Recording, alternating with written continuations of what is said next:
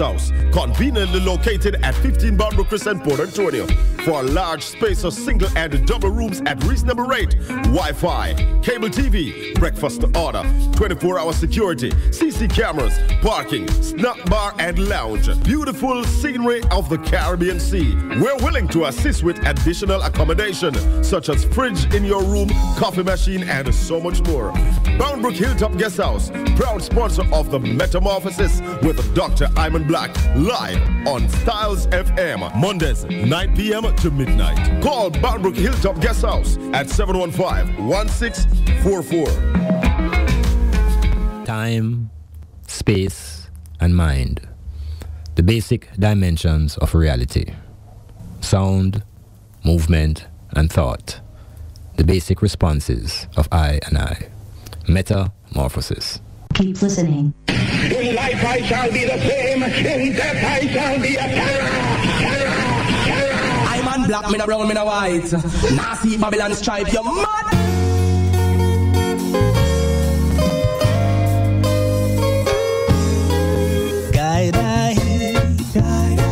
Guiding I eternally. Guide I. It's the voice that sets me free. Guide I.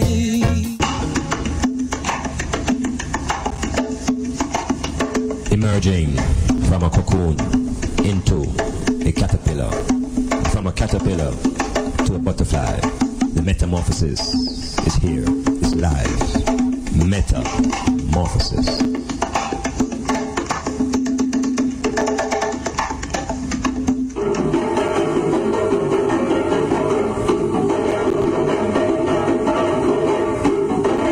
Metamorphosis, word, sound and power, music, drumming, current affairs, everything to grow and lift up your mind. Metamorphosis. No more youths and youths for sale.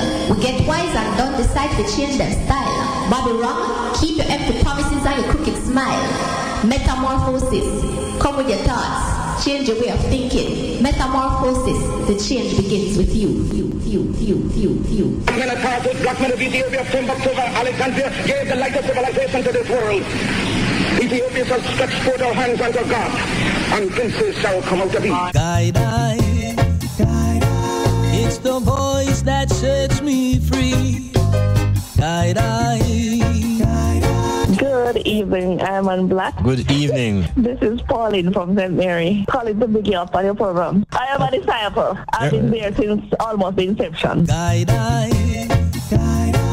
It's the voice that sets me free. I just you may have to tune into because, I always even watch some other television and stuff, and that I have to see for later. I have to really listen to you first, you know what I mean? How my one God you get one machi kumbachna Africa da fabachna kidafanya kidafarafet one machi kibunjul kidafarunjul one yandeke sawai kidafarunjul one machi kibunjul kidafarunjul dafnin rafet yo mentamenda ingama dafnin rafet yo mentamenda ingara dafnin rafet yo mentamenda ingara did you know that's a richer Africa did you know that's a richer Africa did you know said the whole world love it did you know said the whole world love it be proud of your culture be proud of that what you got be proud.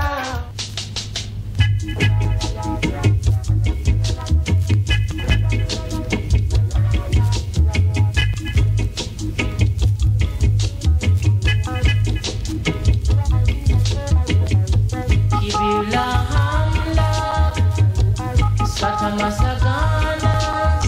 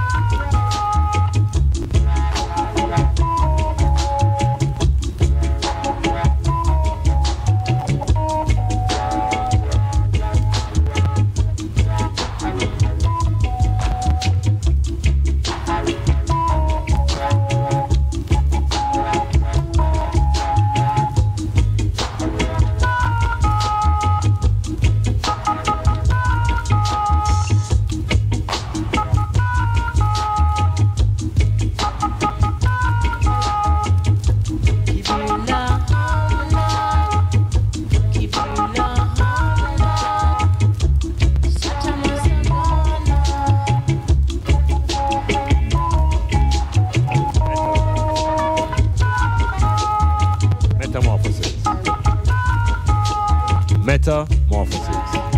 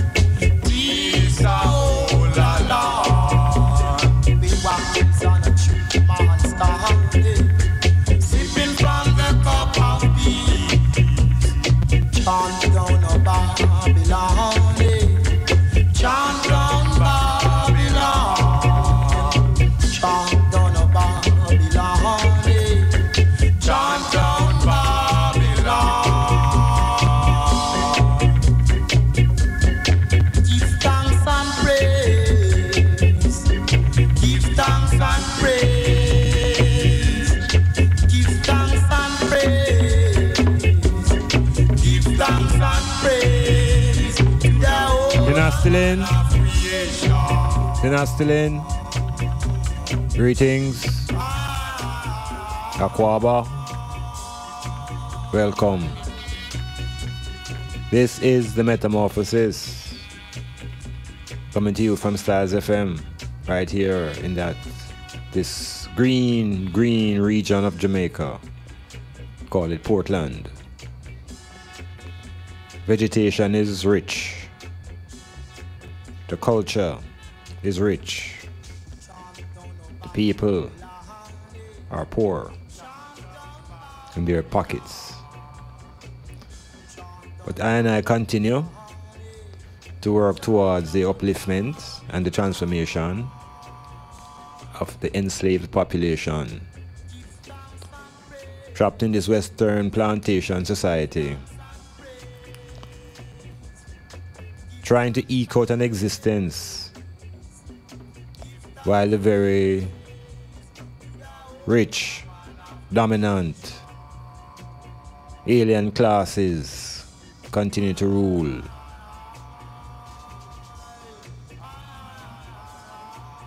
Global events continue to perplex the minds of the many. And every week, there's a new crisis. Now we hear that London Bridge is falling down. My fair lady. And then we hear that there's a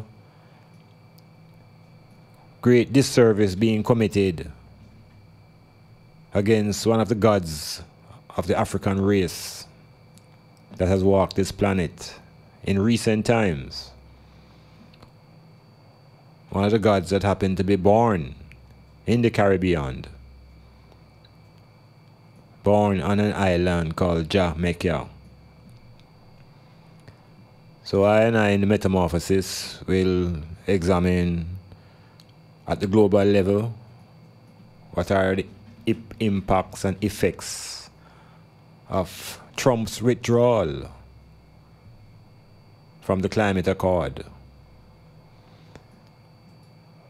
What is it we have here locally as a representation of Marcus Garvey?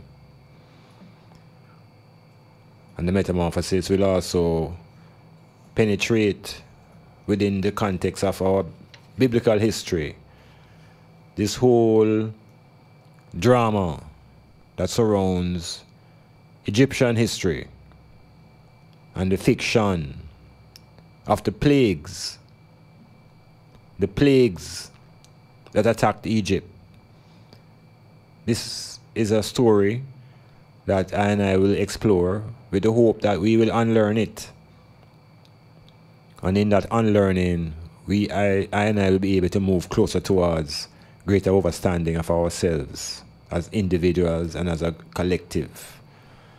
These plagues that we hear and read about that were sent to ancient Egypt. And how is it these plagues are not recorded within African history? So we get into the differences between the African history and the biblical story and continue to deconstruct those stories that keep us grounded in fiction and fear and fantasy. So again, give thanks for another sitting and welcome to all long-time listeners and welcome to all first-time listeners. Whether you're on the island or whether you're in the bigger globe listening through various devices. This is the Metamorphosis and I am your host. I'm Dr. Iman Black. So the program will be dealing with, as usual, issues of identity. And within the context of identity, we will speak throughout the program about Marcus Messiah Garvey and who exactly is Garvey.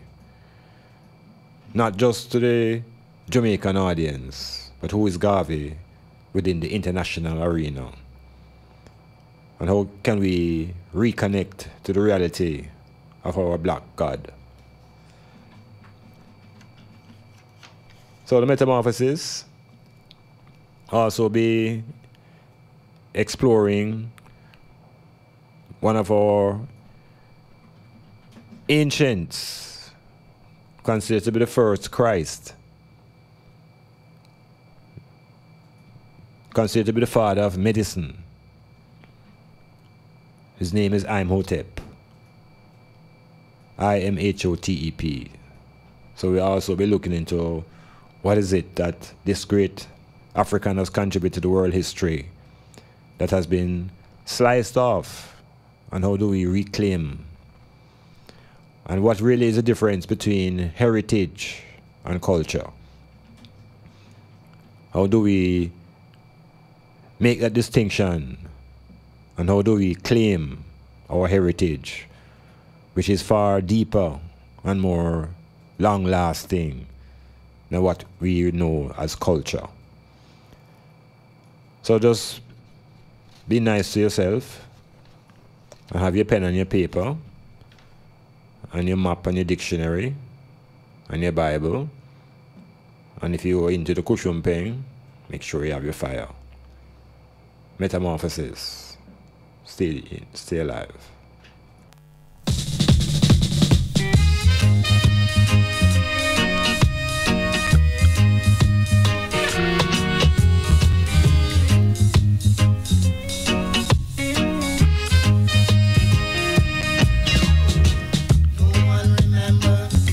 Marcus Garvey. No one remembers old Marcus Garvey. No one remembers old Marcus Garvey. No one remembers old Marcus Garvey. No one remembers him. No one talking about Paul Booker. They been talking about William Gardner.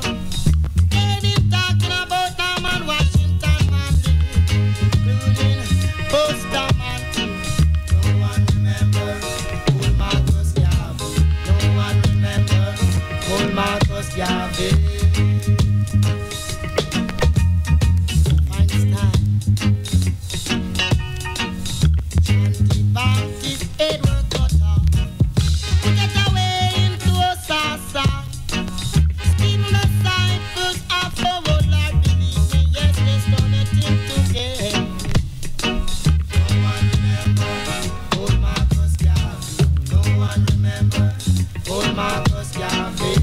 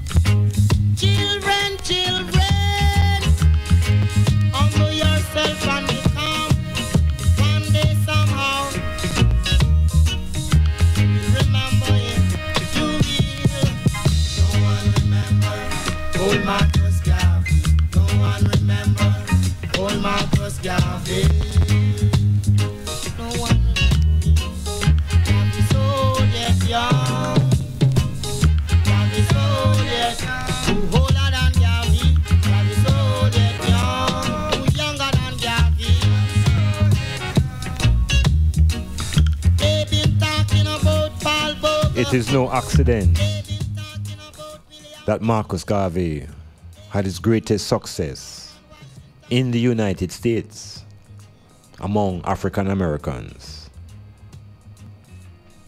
It is no accident.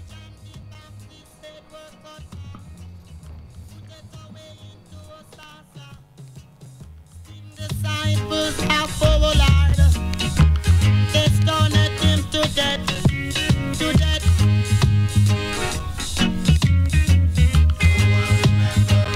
Old Marcus Garvey. No one remember old Marcus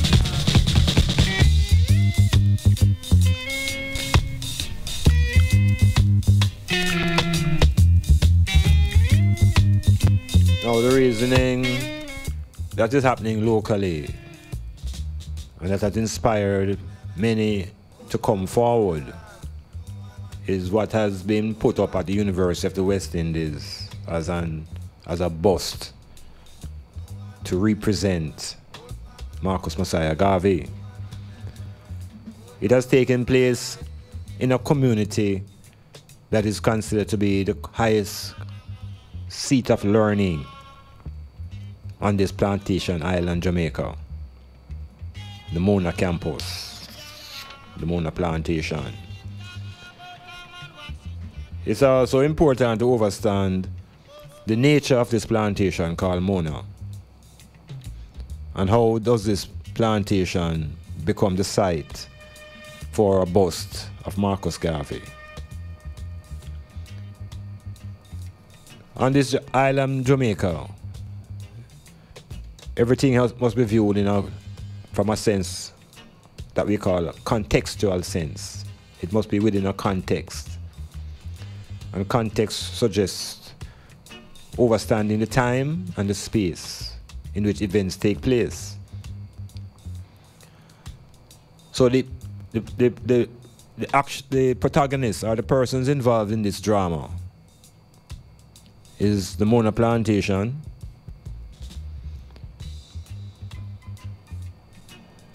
the Dean of the Faculty of Humanities, and the public. And the word we use for the public in this sense is what we're going to call the masses. Now, we also have to bear in mind that all of these things now are connected to one Marcus Messiah Garvey. And in order to get a grasp of who this great leader is, we must bear in mind the time of his birth in 1887. But to contextualize his birth, we must look at it as 20 years after the Morant Bay riots and Morant Bay Revolution, Morant Bay Uprising. So 20 years after Morant Bay, Marcus Messiah Garvey would be brought into the earth. Actually sent by the ancestors and inspired by the ancients who saw themselves as in the similar situation as the Hebrews who were in a state of captivity on the African continent. So 20 years after Paul Bogle was the birth of Marcus Messiah Garvey. And you have to visualize what Jamaica was like after the Bogle and the introduction of the police force and the violence and the unemployment and the destitution of the whole African population on this island. A lot of the historians overlook this span of time between Morant and the birth of Garvey. And so Garvey's father is a very important figure, as well as his mother, his parents, in the whole drama that would unfold. So we have to recognize, first of all, that there is a population on the island that is enslaved. The population was enslaved by chattel at first. Then the chattels were moved, but enslavement continued in the economic dimension. Slavery, unemployment, disjointed families, all of the conditions of brutality existed on the plantation Jamaica. And the people couldn't take it anymore. And this led to the uprising in Morant Bay. It led to the crushing of the people's will by the British forces. And within that time and space, there was desolation on the island of Jamaica. There's also the global picture that within the North American plantation, Africans are feeling the wrath. And Africans are uniting on in North American continent and producing leaders that would help to put some direction to the struggle against white domination, racism, colonialism. So this wasn't an island of sun, sea, and sex. This was an island of brutality and barbarism. Black people disconnected and disjointed. And it's out of this serious serious situation, would come forth a child. And this child would be named based upon the inspiration of his mother. And the woman, we know, the African woman, is a powerful being. The African woman was always at the center of African society. And this woman would draw upon inspiration and would name the child within the context of a liberator, a savior, a messiah. In the same way the biblical Hebrews and Jews needed a messiah, African people internalized the same condition and recognized that they needed somebody to bring some form of semblance to this wicked and dreadful conditions that the African people found themselves in. So the British freed themselves through emancipation, freed themselves of our moral obligation, turned the Africans loose with no land, no education, no resources, except the cultural talents and the heritage that was African. So we have to always bear in mind the conditions that existed before Garvey was brought into the world. So this island, Jamaica, this island in the Antilles, would become a very vital post for resistance. Resistance to colonialism, resistance to racism. But the colonials, led by the British, in their emancipation, put in place certain institutions that would maintain control of the plantation. One of the first institutions put in place in 1834 was the Gleaner Company, as a source of media that would control information and would be the organ of propaganda. The Gleaner Company in 1834. You take up a daily paper and look on the front page. It's there every morning. Founded in 1834. So Garvey is not here yet, but the Gleaner Company is here. And that company would represent the voice of the planter class, the voice of the dominant British culture. And that paper is still here, still representing. So we have that as an institution in place. And if we realize now that this is an island that was colonized by the British. So it's a colony. And a colony is a place or an island that is controlled by people from a different place. A colony is a country or an area under the full or partial political control of another country and occupied by settlers from that country. So the island Jamaica, the colony Jamaica, under political control of by the British and occupied by British settlers. So the emancipation would not change that dynamics. Political control would be maintained, and it would be maintained by establishing an office called the Governor General.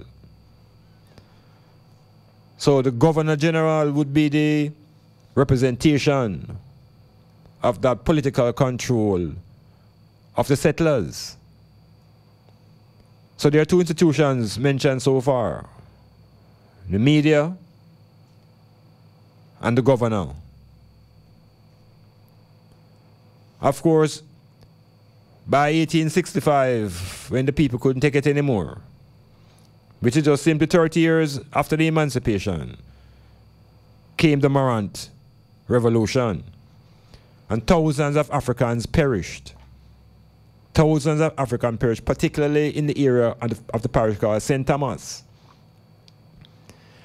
And a great repression was put on the black people, led by Governor Erie.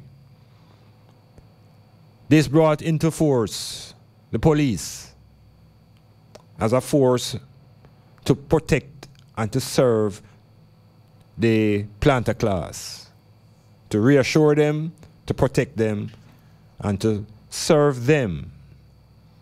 So this is another institution being established, the police force. So we have the police force. Of course, it has a bigger arm called the army, the military. And so this island now has a military force. It has a government force led by the governor. It has a media, institutions put in place to control the plantation, control the Africans, control these unchained Africans. So 20 years after the Morant Rising, 1887, we see the birth of Mosiah Garvey.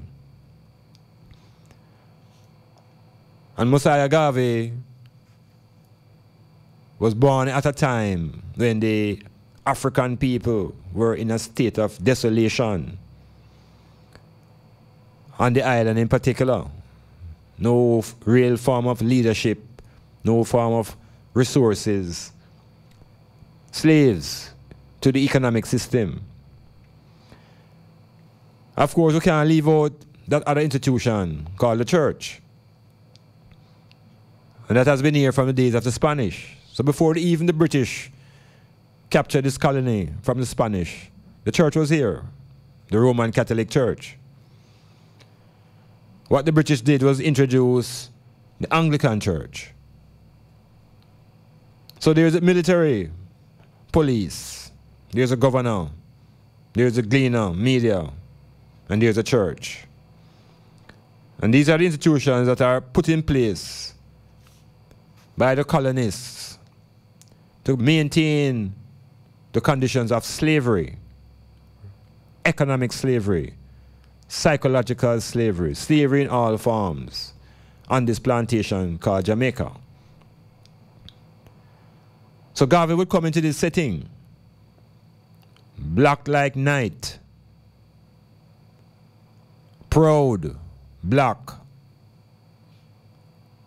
knowledgeable, well-read, inspired, exposed to libraries, motivated by Dr. Love. And so there's a lot of information that shows who were the ones who motivated Garvey to become this learned man. This is happening in St. Anne, Jamaica, rural Jamaica, country. I don't think no light down there them time then, no light no there so. It's backwatage. But there is a spirit of resistance and there's a spirit of defiance. Because black people couldn't take it no more.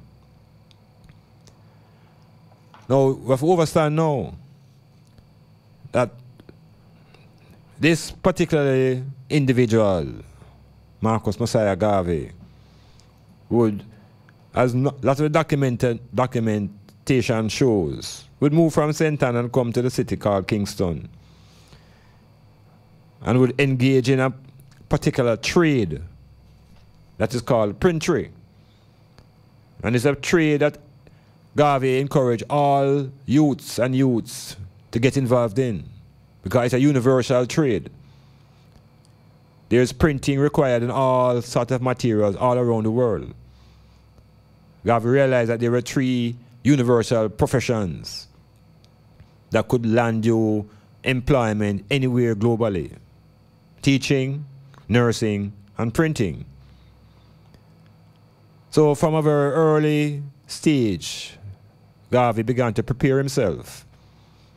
He was spiritually inspired and he was driven by ancestral forces to be this liberator, to perform the works of the Messiah for the African race.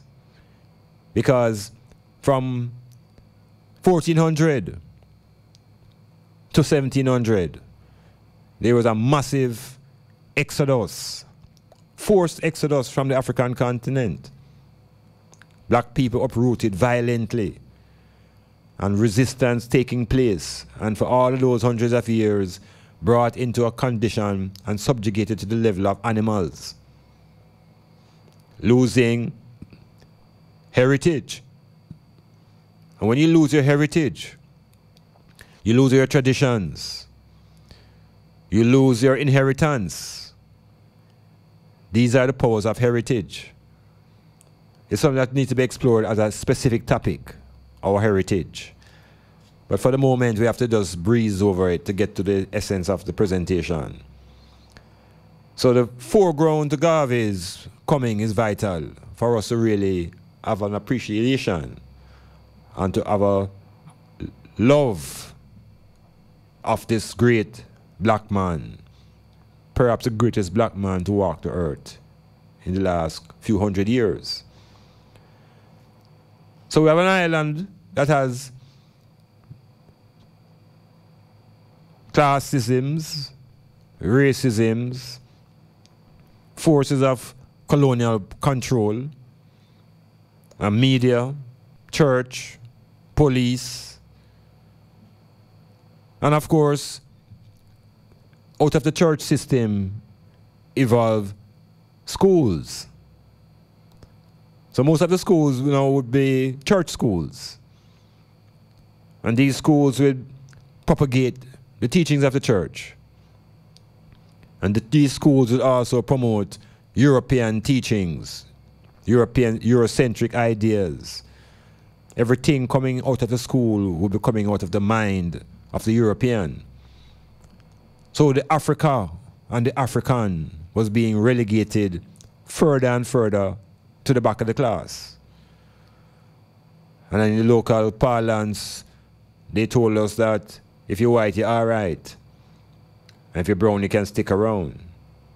And if you're yellow, you're mellow. And if you're black, you have to get back. So these are ideologies being implanted now into the consciousness of our population. Garvey, of course, because of his capacity to read and to digest, read about African people before the enslavement. And he took his consciousness beyond Spain, beyond Christopher Columbus, and recognized that there is a glory in the continent of Ethiopia. So the Europeans tried to disconnect I and I historically from Africa, and they tried to disconnect I and I from Ethiopia. And they tried to disconnect I and I from Egypt. But Garvey found that passage through history and time and was able to carry himself mentally and spiritually beyond the enslavement process. And was able to take himself into Africa, not the continent that the Europeans projected as dark and ignorant, but the continent that was the foundation and the cradle of all civilization. This was absolutely astounding because the propaganda has been so strong for the few hundred years. I think very few Europeans think anybody would ever be able to penetrate the veil. Garvey, through the power of his thoughts, was able to go beyond Christopher Columbus and go beyond Marco Polo and go beyond the Portuguese and recognize that the continent called Africa is the foundation of all civilizations. So he began to redevelop and reconstruct his black pride. Because what was removed from the Africans was their pride. There was no more pride in being African. African became a status of being a shameful person. And being black was being equated to sin. Being black was being equated to being the devil, evil. All that was negative was being associated with being black. So African people, looking around and seeing how the society was organized, there's no African who wanted to be black anymore. There's no African who would claim blackness, because that would just simply be relegating themselves to the bottom of the barrel. So there was a desire for much of the population to escape their blackness, to become as white as snow. Garvey kind of sighted up all these things and went on a one-man campaign to endarken the consciousness of the people who were enlightened, to bring the blackness of Africa to the consciousness. No, this was a yeoman task in the early 1900s. And to begin that task on an island like Jamaica, with all of these institutions in place, became almost an impossibility. But Garvey was a visionary. And to be a liberator, you have to be a visionary. Because it's not just about the self. It's about the race to which you belong. And in Garvey's mind, there was no doubt to which race he belonged. There was no brown race. Garvey recognized that even the word Negro was inappropriate for black people, but understood the level where the people reached. He realized that being African is the reality. Because even the Christian Bible never spoke of Negroes. The Christian Bible on which African people were fed spoke about Egypt and Ethiopia. And the Egyptians and the Ethiopians were black people. So Marcus Garvey was fearless in making those connections and transforming his consciousness. Realized that there is no Negro land. Realized that Ethiopia is a consciousness in which we must reconstruct ourselves. And we must begin to learn to look through the spectacles of Ethiopia to reconstruct our consciousness. So Garvey now on an island like Jamaica in that time stood alone. One man against the world. And he realized the importance of organization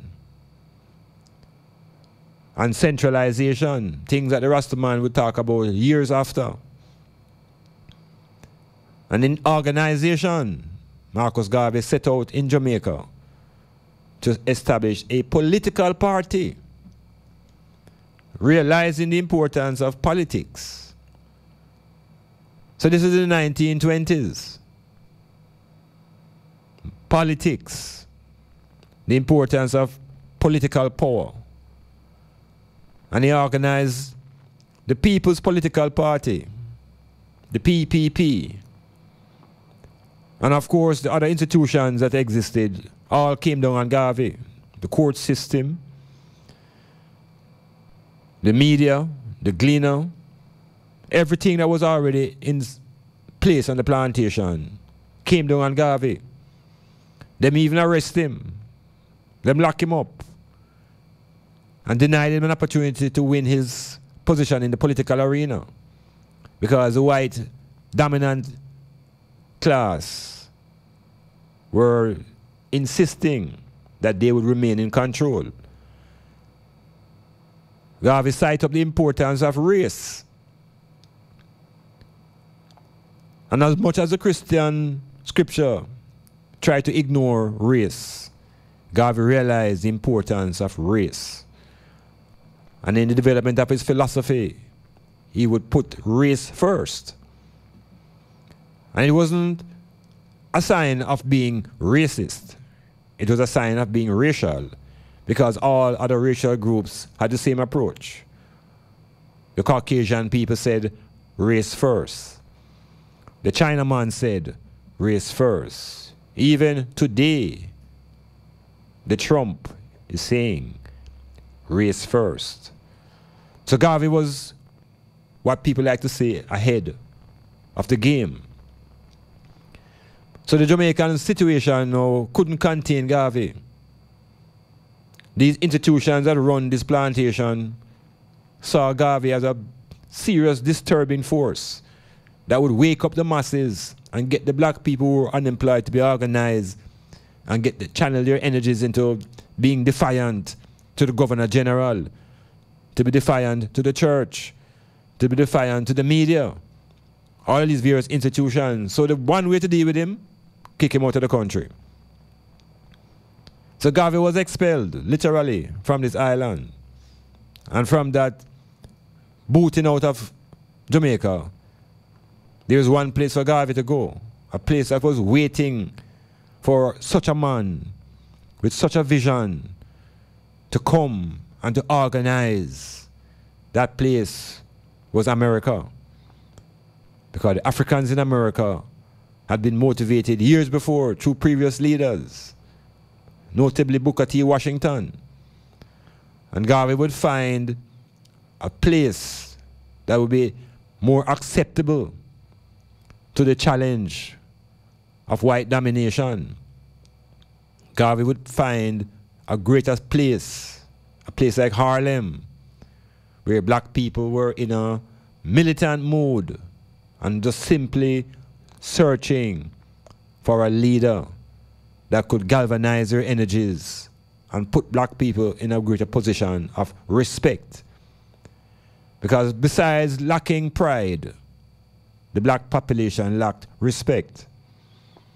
And respect comes with knowing yourself through your own history and culture and heritage. So we have set in the framework to sort of overstand Garvey. And within that framework now, we recognize that this colony, Jamaica, into the early 1900s, is controlled by the Queen and her representative, who is the governor. There's a church. There's a semblance of a political government being put together. And by 1948, there will be the formation of another institution that will have serious relevance and is active today. It is called University of the West Indies. And UWI was established in 1948 by the Queen. And the role of university, just like the other institutions, was to maintain control of the island population and to have a certain level of control over the intellectual development of the population. This institution wasn't open for black people. It was claimed that it was 1% of the population that had access to the University of the West Indies. 1%. So we're talking about the wealthy. We're talking about the white people. We're talking about the dominant planter class that had access to this university. UWI is a community. It was a very interesting community. A lot of people aspire to send their children there because it represents status, highest status in the island in terms of education. The University of the West Indies at Mona is a community that has a bank, a post office, play field. It was originally called University College, or the UC. But the Rastaman from that early time recognized that there was something strange about that place. So rather than call it UC, the Rastaman used to call it U Blind. Because the forces that control that place were blind. They were blind to the dreams and aspirations of the black population. And they were set there mainly to control the intellectual flow and to provide for the society servants. Servants that would be called civil servants. And these servants would simply serve the Queen and maintain the status quo.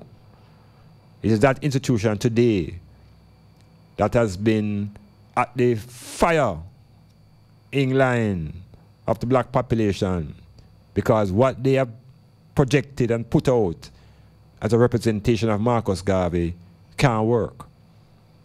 It simply have to come down. But we're going to speak a little bit more about this university.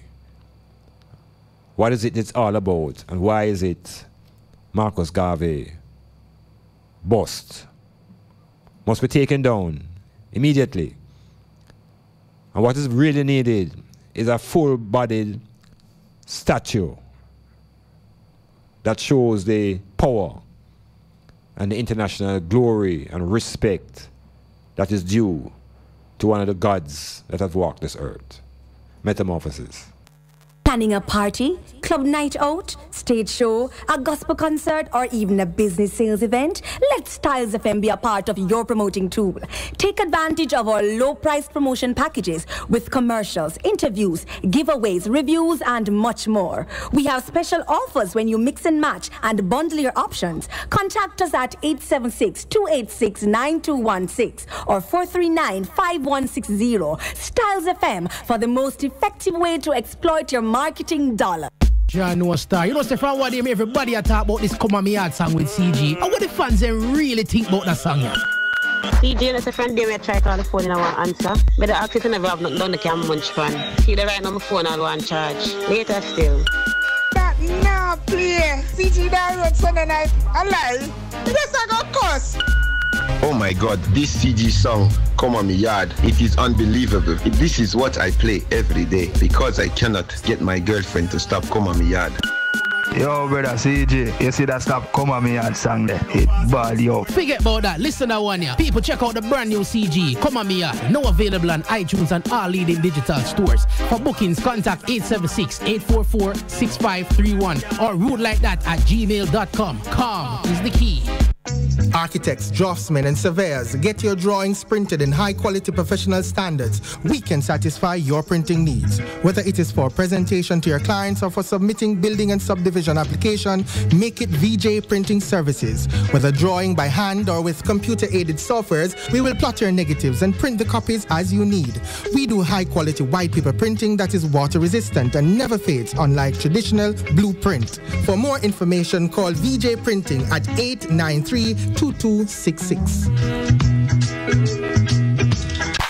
Boundbrook Hilltop Guest House, conveniently located at 15 Boundbrook Crescent, Port Antonio. For a large space of single and double rooms at reasonable rate, Wi-Fi, cable TV, breakfast to order, 24-hour security, CC cameras, parking, snack bar and lounge. Beautiful scenery of the Caribbean Sea. We're willing to assist with additional accommodation, such as fridge in your room, coffee machine, and so much more. Boundbrook Hilltop Guest House, proud sponsor of the Metamorphosis with Dr. Iman Black, live on Styles FM, Mondays, 9 p.m. to midnight. Call Boundbrook Hilltop Guest House at 715-1644.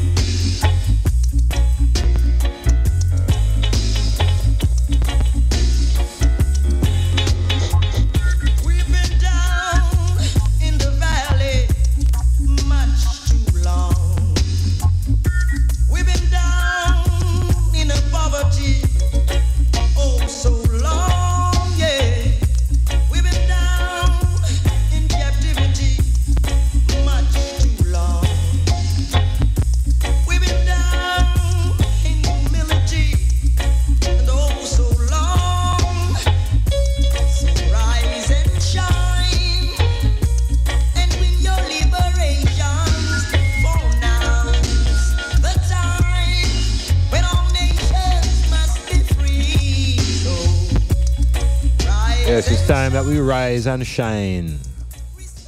It is time for nations to really be able to set themselves free, and I speaking to the African nation. One of our liberators in that process was Marcus Messiah Garvey. And let no one deceive you. No one tricked you into thinking that Garvey was not who he was. Marcus Garvey's life was dedicated, it was dedicated to African redemption.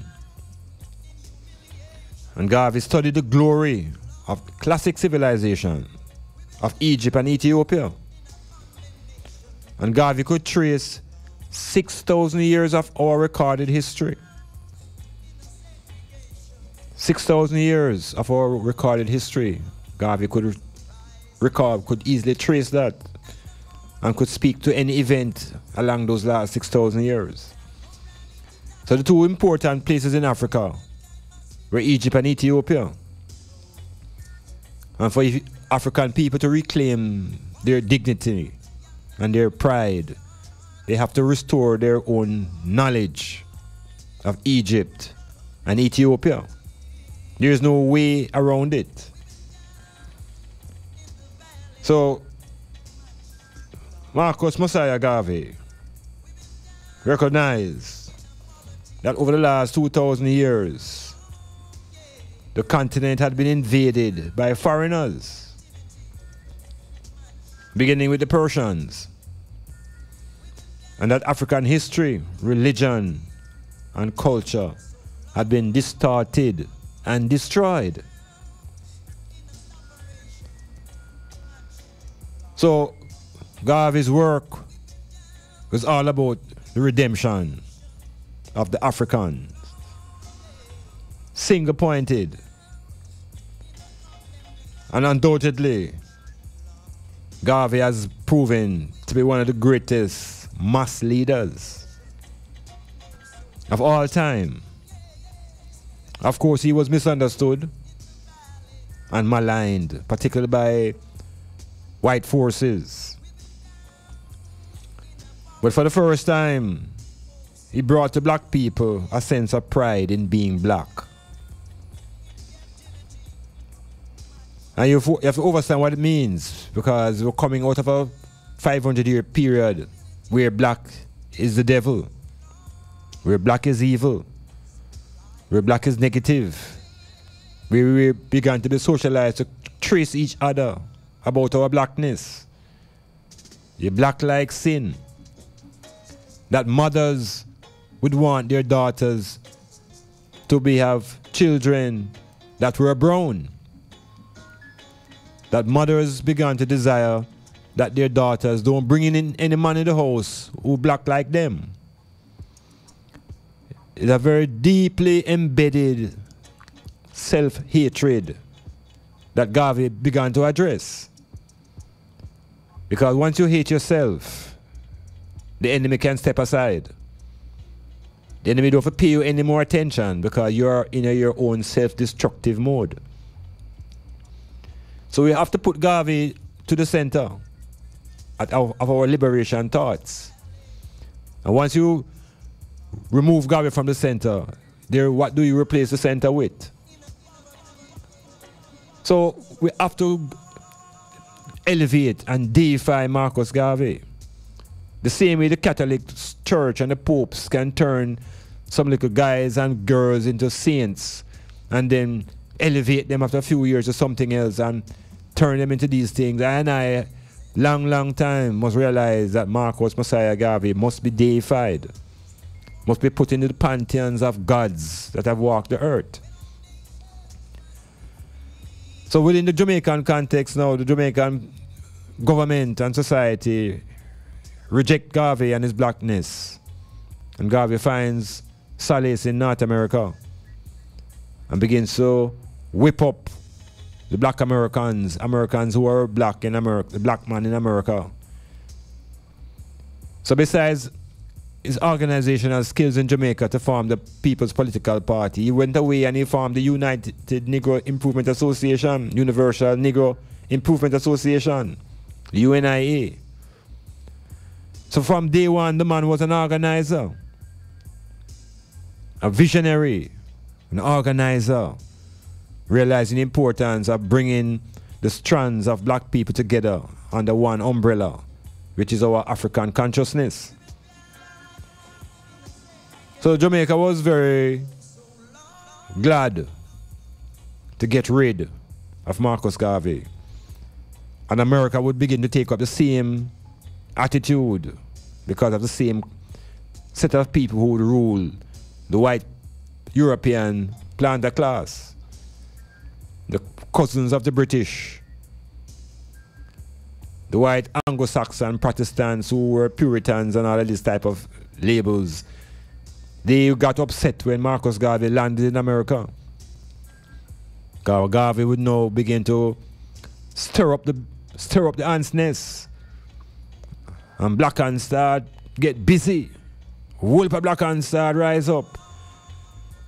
And so they had to use their police force called the FBI to address Marcus Garvey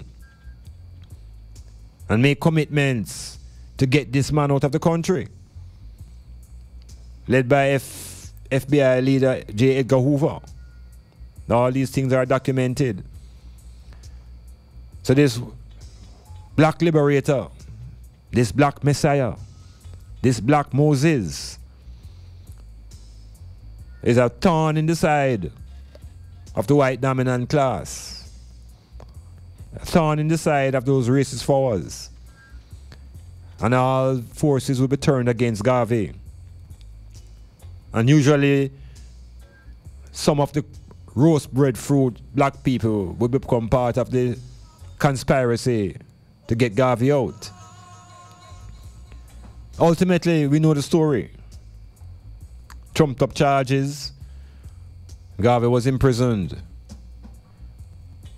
Ultimately, he was deported right here to Jamaica Island. Now, remember now, you know, the island of Jamaica still have its institutions in place. It have its church, and it have its state, it have its governor general, it have its police force, it have its media, it have its university that will be set up in 1948. This university now, we would think, would represent the highest learning. But the learning was not about Africa. This seat of learning was a seat that would promote European thinking, white man ideologies. And the university demonstrated its attitude 20 years later, in 1968. Because by that time there was a eminent doctor from Guyana named Dr. Walter Rodney. And Rodney was a lecturer at the Mona campus. And this is the first time now that university was going to expose itself as to what it is all about. It is really a bastion of colonialism. Because Walter Rodney, doctor, with his doctorate and his PhD in African history, began to speak to the black people about their own heritage along the lines of Marcus Garvey, to bring African people to the consciousness of what really is Africa. Who are African people? What have their contribution been to world history? Because the Europeans have spent a lot of time trying to remove Africans and African people from world history. They tried to give you the impression that the world developed only through the lens of Europeans, and Africans had no contribution to the intellectual development of the world. So Dr. Walter Rodney, with his PhD, decided to go against the grain and not to remain on that ivory tower at the Mona plantation, but decided to go to the grassroots, the masses, with his PhD knowledge. So he began to trod amongst Rastaman, began to trod amongst the poor in the inner cities of Kingston.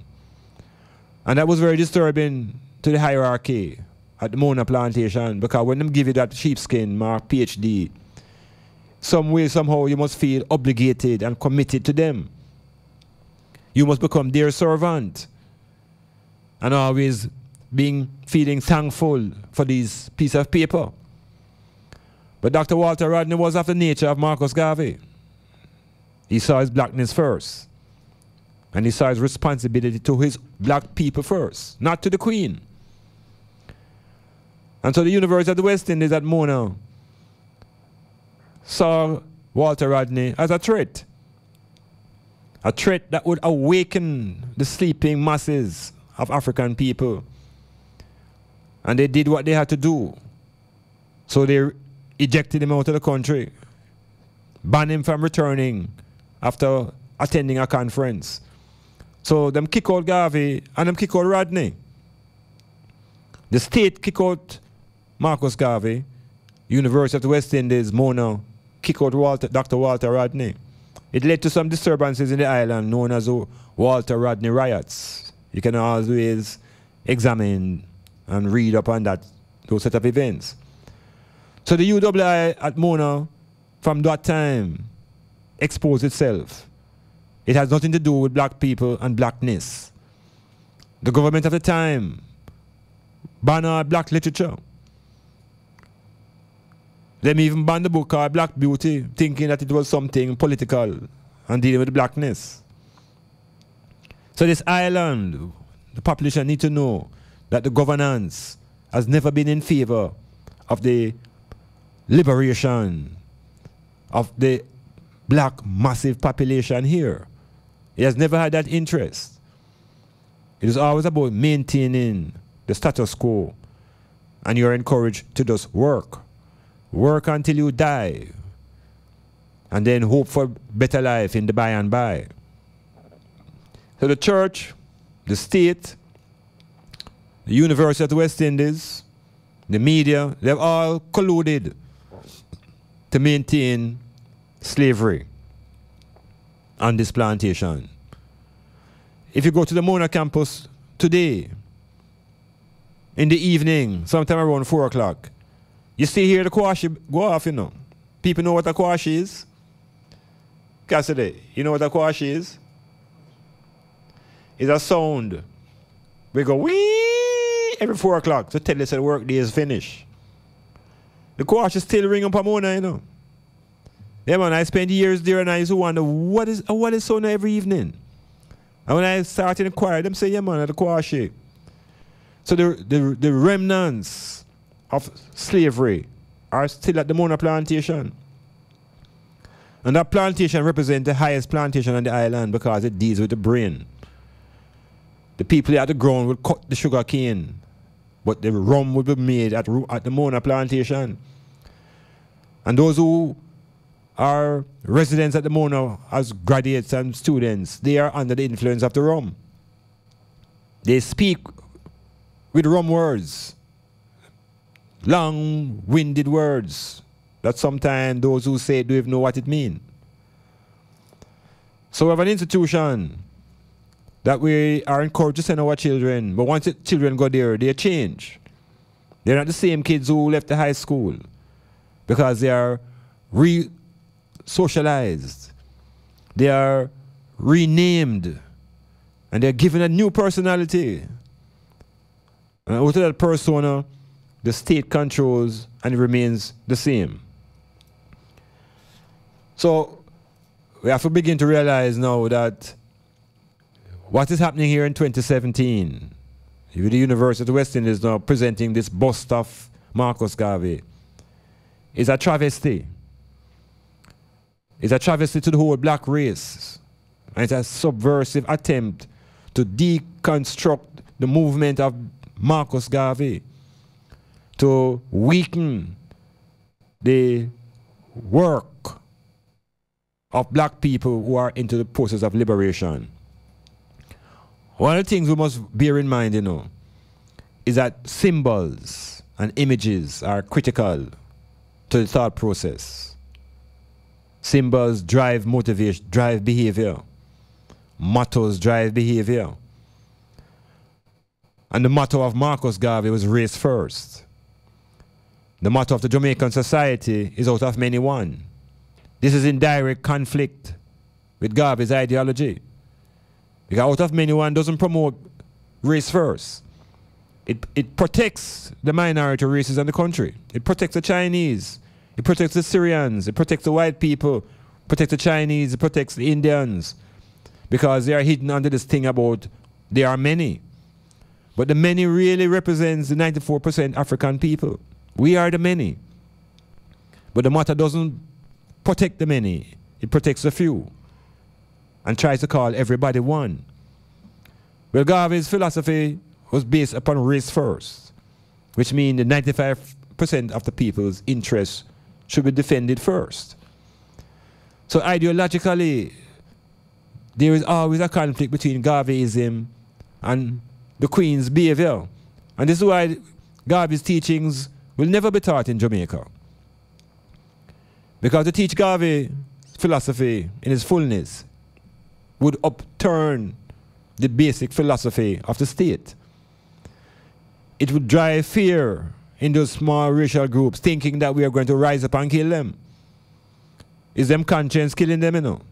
Because of the evil that they have done to I and I. So what the Universal put out now as this bust of Marcus Garvey is a travesty. It's a crime against black humanity. And because symbols are so important, when the next generation view this bust, they're going to get a feeling of a Garvey that is broken. A Garvey with a straight nose. A Garvey with thin lips. A Garvey that look anemic. A Garvey that has no symbols that represents what Garvey represented. Because look at it this way. Anywhere in the world you go and you say black, green and gold, you think of Jamaica. If you see red, white and blue, you think of America. So colors are important.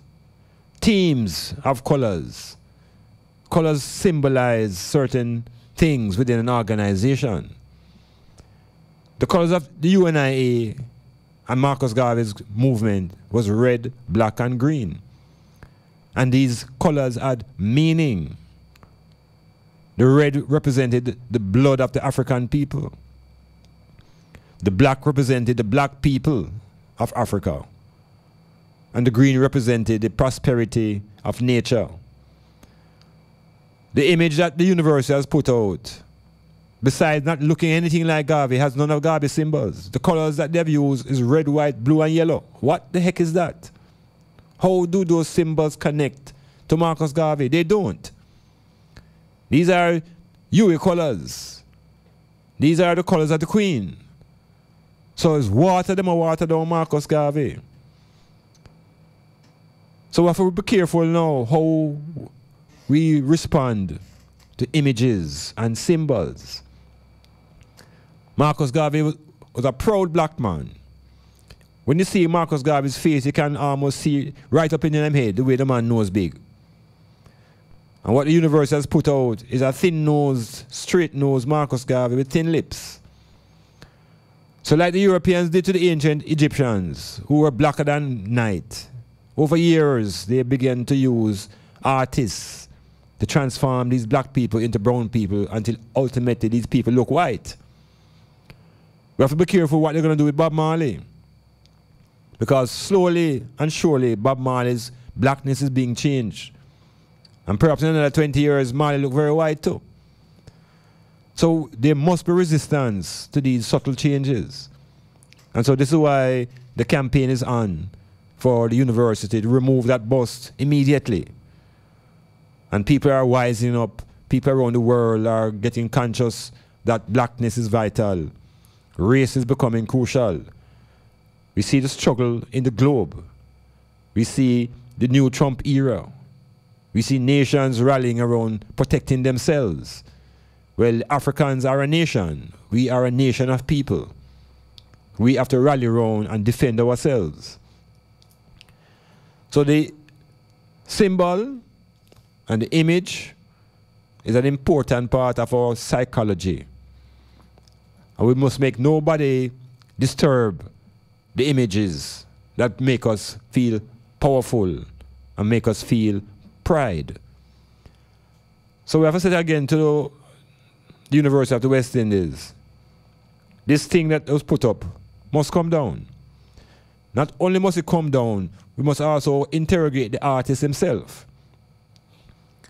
The artist I had a chance to have a few words with the artist. The artist said, him get one picture. There's one picture him used to make that thing with. Now we have institutions that are Garvey oriented. For example, Liberty Hall. And Liberty Hall is a place where every black Jamaican should visit. Some people don't even know where it is, because a lot of our information is very negative about Marcus Garvey. Let me tell you, say Marcus Garvey thief. I've heard teachers, people in the education system, lick out them sounds. So Marcus Garvey was a thief. And them stop right there, so. And they pass that on to the children in our schools. So we have to fight that, you know. We have to fight that type of illiteracy. And Garvey's philosophy was accepted globally. Garvey wasn't a Jamaican man. Garvey was an international leader. Garvey inspired the liberation movement in Africa. Garvey inspired the liberation movement in Southeast Asia. So we can't diminish Marcus Garvey because of the ignorance of our leadership here. The grassroots need to know. So heritage and culture are important aspects of our blackness. And we're not going to stop. There are people who are thinking that perhaps we should march to the UWI. But there's a petition out right now online, put up by Sister Kabu, and asking people to sign this petition online. And this petition will be taken to the university. Well, the hope is that they will make the change before the march begins. But there's no turning back. The artist must be blamed as well, as I said earlier, because there are so many images of Garvey globally that is just simply laziness. Why a man go and say just one picture him get? And the picture him get have nothing to do with Marcus Garvey. The artist is very aloof, unconscious of the public's consciousness. The artist suggesting to I and I that it is an interpretation of Garvey. We don't want no interpretation. Interpretation is a private and personal thing. This is an image that the world will see. Mona is a part of a campus that is encompassing the entire Caribbean. So 10 years from now, when your youth go to the Mona campus and see Garvey on this format, it's a little bust. And nearby to Garvey in the university now is a full-scale image of Mahatma Gandhi. Gandhi, the declared racist. So we are confused. We are glorifying the enemies. And we are dumbing down our own heroes. So Marcus Mosiah Garvey, in his black self, pudgy jaws, fierce, proud, that is the type of imagery I need to see. We have to recognize again now, you know, that the Christian forces presented to the world a picture that symbolizes a holy family. All white people, drawn by Michelangelo. And the original holy family, obviously, were African people. So we have to resist. We have to reject. And people must use the internet and get online. Look at what they put up as Marcus Garvey and tell me if your belly don't turn over. Tell me if you don't feel ill. And how is it that the university could commission this? And who finally approved for this to go up? It's a disservice to black people. It's a disservice to one of the greatest black men who ever walked the earth. It's disrespectful. And black people are learning to respect themselves. We're learning to have pride in ourselves. And we not feel no pride when we see this image. So we say take it down. And if you don't take it down, we're going to lick it down ourselves. And it's about time we, as African people, begin to defend our African consciousness collectively. And the next agenda we have to focus on It's another institution called the Governor General. Because we want to know why is it we don't vote for the Governor General, but the Governor General has more power than those who are voted for. Metamorphosis.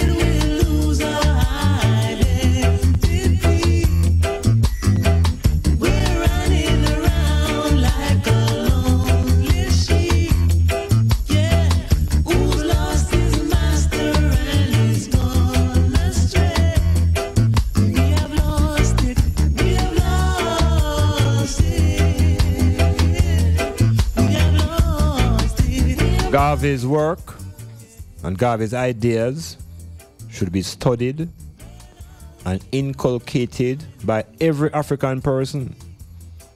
And it's up to I and I, the current generation, to carry Garvey's work forward.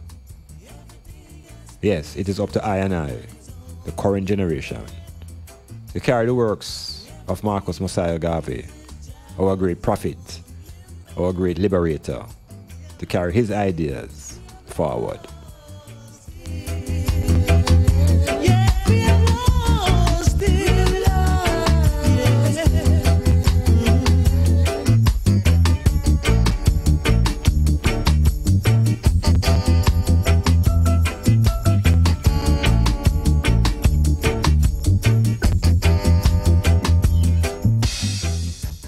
Planning a party, club night out, stage show, a gospel concert, or even a business sales event?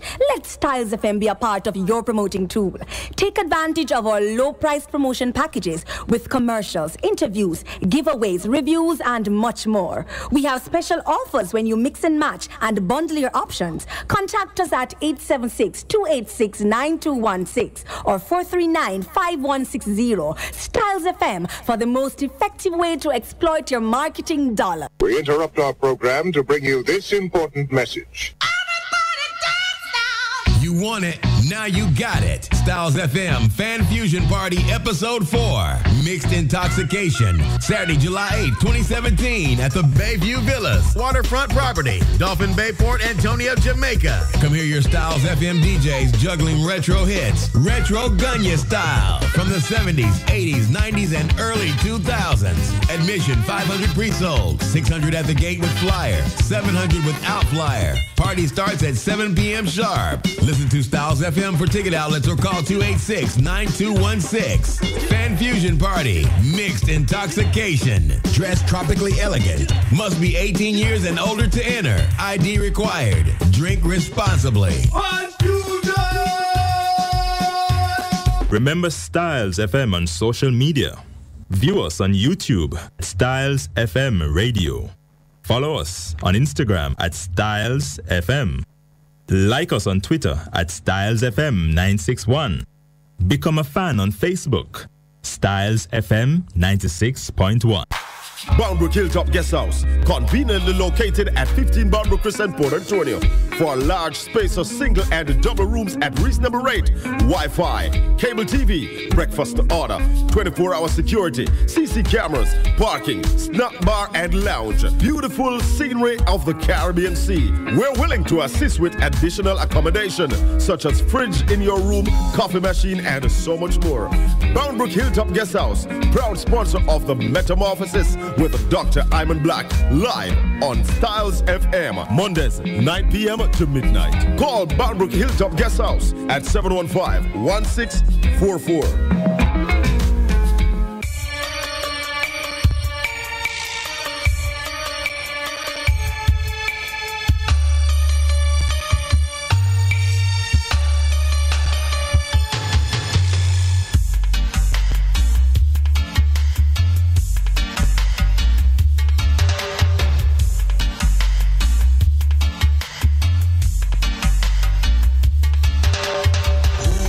Founders of sight.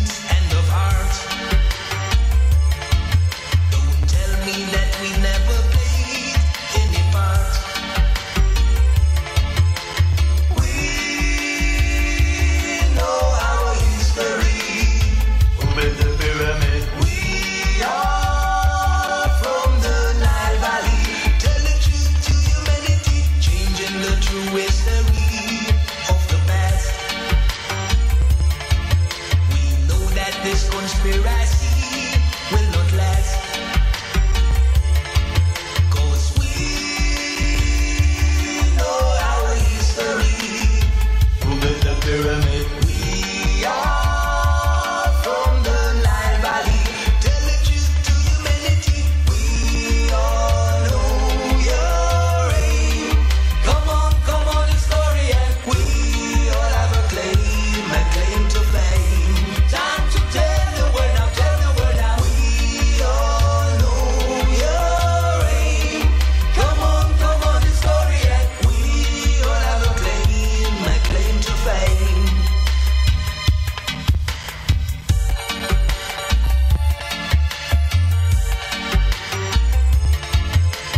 We know our history. Who built the pyramid? We are from the Nile Valley. Tell the truth to humanity. Left from the north to the south to the west. Victims of persecution and conquest. But we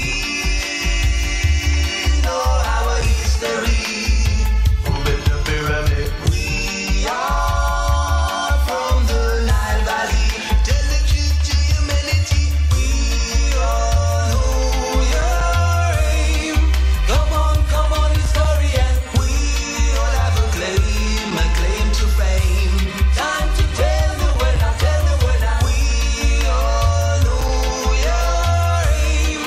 Come on, historian. We all have a claim to fame.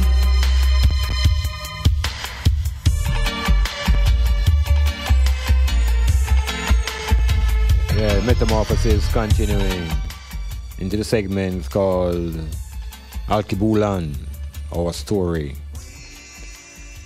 And here again is always important that at some point in time, whether during the week or during the day, we reflect upon our true story.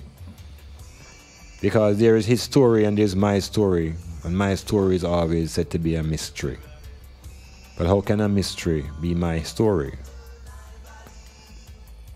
Marcus Garvey, in order to free his brain from colonialism and racism, had to delve into classical civilizations of Africa. And when we say classical civilizations, we mean civilization at a time before the Europeans entered, before the slave system, and before the Arabs even entered with their slavery and Islam, and before the Europeans entered with their European Christianity. African people were highly cultured people. Not just Africans on the continent, but the black people in the globe. The black man in South, on the southern, and what we call the South American continent. The black people of the Central American region. The Mayas, the Incas, the Toltecs, the Olmecs. All of these civilizations are black people. And so in order to really get a grip of ourselves, we have to delve into classical civilizations. We have to move the brain and its memory beyond Christopher Columbus in the 1400s, beyond Marco Polo in the and the Greek and the Portuguese in the 1200s. And we have to begin to think about the period that is called BCE, before the Christian era. So a lot of us are unwilling to push the brain into that direction. So we suffer from a type of amnesia, lack of memory. Marcus Garvey, our great liberator, prophet and visionary, before he was able to see himself, he had to visit and revisit the heritage and the culture of Africa. So ancient Egypt and ancient Ethiopia are gateways to liberation, as well as those have been the gates that have brought a lot of our oppression. Because the Europeans, realizing that is a gateway, they have made great efforts to block up that gateway and to transform that gateway into what it is not. So once we have the courage to realize that time didn't begin with the death of Jesus. And that the world didn't restart with this concept of the year 1. We're on the way to our liberation. Because remember, you know, they tell us that we are living in the year 2017. And if you go backwards from 2017, you go all the way to 0. So you get the feeling that the world started at that 0, but that 0 is not the beginning of the world. It's the beginning of the Christian era. So prior to the Christian era, the world has thousands and thousands and tens and thousands of years of cultural history. So it's a gateway that we have to penetrate to get to our black self. So when we delve into the Nile Valley culture, because the Nile Valley holds the key to much of our understanding of ourselves. There's a character that is documented by all peoples who are involved in research. And this is a man who lived 2,600 years before the Christian era. 2,650 years before the Christian era. So before there was any Jesus, before there was any Jehovah, before there was any Moses, before there was any Hebrew, before there was any Jew, the Nile Valley culture had a character who was a physician, he was an architect, he was an engineer, he was a builder, he was a poet, he was a philosopher, he was a chief sculptor, and he was a designer, not of clothing, but a designer of the pyramids, of the stepped pyramids. He was a chancellor to the pharaoh. He was a doctor. Now we're talking about one man. One man. This is a multiple genius. That is the nature of much of African personalities. This man went by the name of Imhotep. I-M-H-O-T-E-P.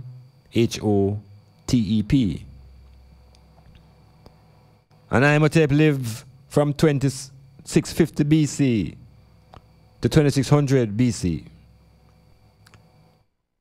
And he is considered to be, his name means the one who comes in peace.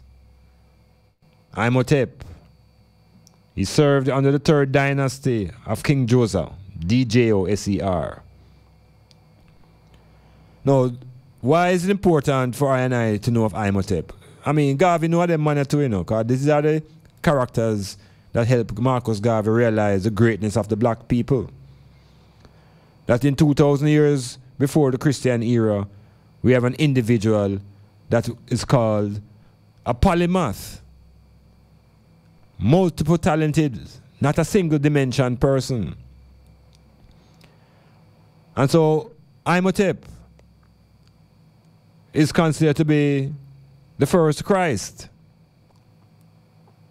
Yeah, the first Christ. He was a high priest of the sun god Ra. Now, Imhotep also holds the title of the father of medicine. Medicine now, you know. We're talking about medicine, not medicine that come through factories, but medicine that were uncovered and discovered through the plants. We're talking about powerful mind, a powerful brain, which is natural amongst African people. The Greeks worshipped Imhotep because 2,000 years after his death, you know, his status was raised to that of a deity. It's the same thing we can do for Marcus Garvey.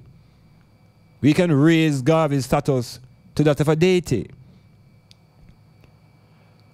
a deity of medicine, and so he's called the father of medicine.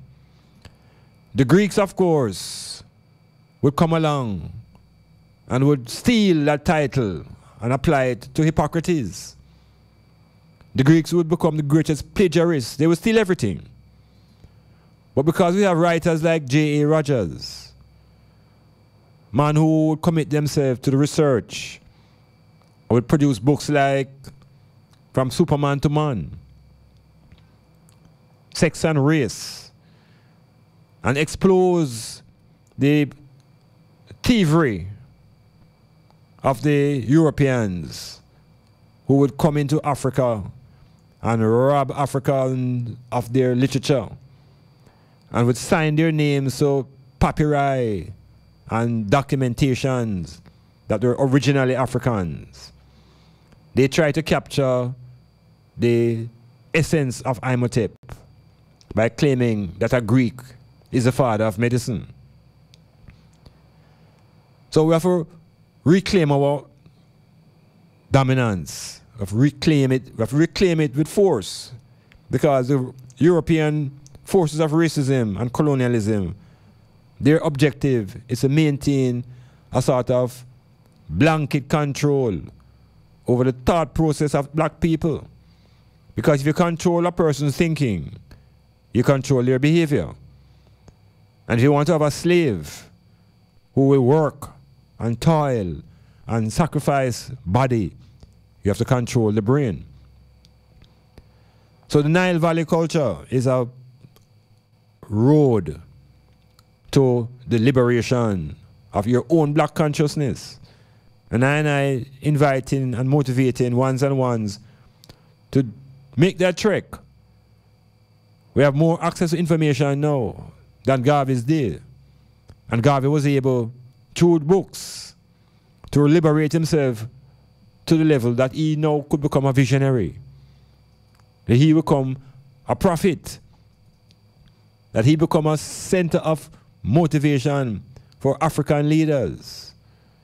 That establishing institutions of commerce and trade, like the Black Star Liner, as a symbol of motivation, that the Ghanaians would realize the importance of such a man and address the Star Liner as such an important adventure, that the national football team and that the flag would bear the symbol of the Black Star. So Garvey has been highly appreciative of everywhere else except in Jamaica. Everywhere else except Jamaica. Because the forces of Jamaica, through the state and the church and the university and the forces of law, try to maintain the image of Garvey as a thief. And them say Garvey black and Garvey ugly. And all the negative things attached to Marcus Garvey. But outside of Jamaica, Garvey is an international hero. So it's the Jamaican people who are sleeping. And it's because of the sleeping, slumbering mentality why the university can dare project this bust as a representation of Marcus Garvey. But them wrong. Them wrong. Because not all of I and I sleeping. Much of I and I is awake, and more are becoming aware. Particularly the Jamaicans who have now traveled abroad and have landed in the belly of racism and realized the importance now of being black, because in those countries there is no brown.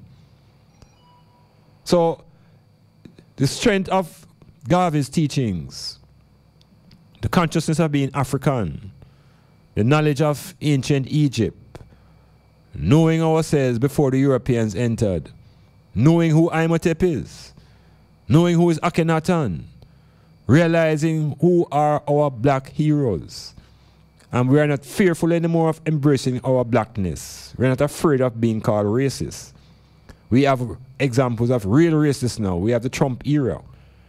And we are able to see exactly what racism is. Black people are not racist.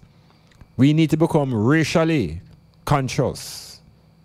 and appreciate love what Africa is all about. Africa is not an island. Africa is not one country. Africa is a continent in which you can drop America and drop in Europe and drop in Japan.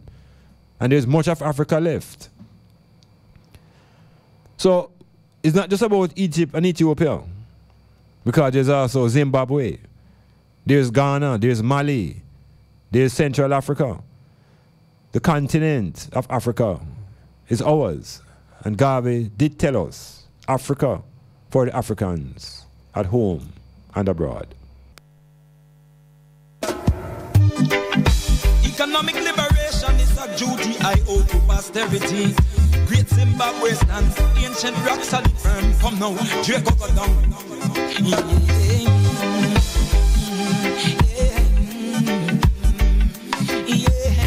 Great Zimbabwe walls, great Zimbabwe walls, great Zimbabwe walls, great Zimbabwe walls. When they saw Zimbabwe walls, they said it was the foundation. They said it was the Syrian. They said it was the Chinese. When they saw Zimbabwe wall, they said it came from the Iberian. We know it is 100% African. Yaga yo, naga naga na Zimbabwe walls, great Zimbabwe walls, great Zimbabwe walls, great Zimbabwe walls. So who your Vasco de Gama be? So who Prince Henry the Navigator be? So who was yours? So Walter Raleigh. So who was Amerigo Vespucci? Some kind of Johnny come lately, talking about them make some kind of discovery. I man is the living anthropology. I man is the living archaeology. Yaga yaga yo, Zimbabwe wall, great Zimbabwe wall, Zimbabwe walls, great Zimbabwe walls, great Zimbabwe walls, great Zimbabwe walls.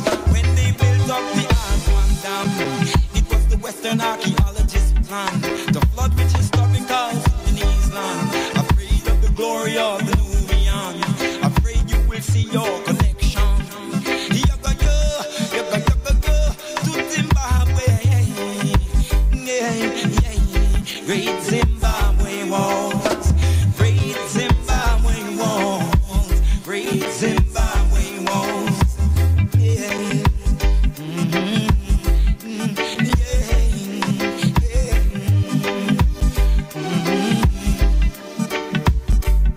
So who your Vasco de Gama be? So who Prince Henry your Navigator be? So who was your Sir Walter Raleigh? So who your Christopher Columbus? I man is the living archaeology. Them talking about them make some kind of discovery. I man is the living anthropology. Zimbabwe come now stand firm. Yeah. Zimbabwe walls, great Zimbabwe walls, great Zimbabwe walls, great Zimbabwe walls. Corresponding mathematical elliptical constants in Egypt, Axum, Zimbabwe and Mexico. Marcus Garvey was the first black man to say in a very, very big way, stand up, Africa must be redeemed. Garvey wanted the black man to have a continental base for his standing in the world. And Garvey had a plan to make all that happen. And while Garvey talked race pride, Garvey never preached racism. And that is very crucial. While Garvey talked about racial pride, Garvey never thought about racism. And we must be very cognizant of that fact.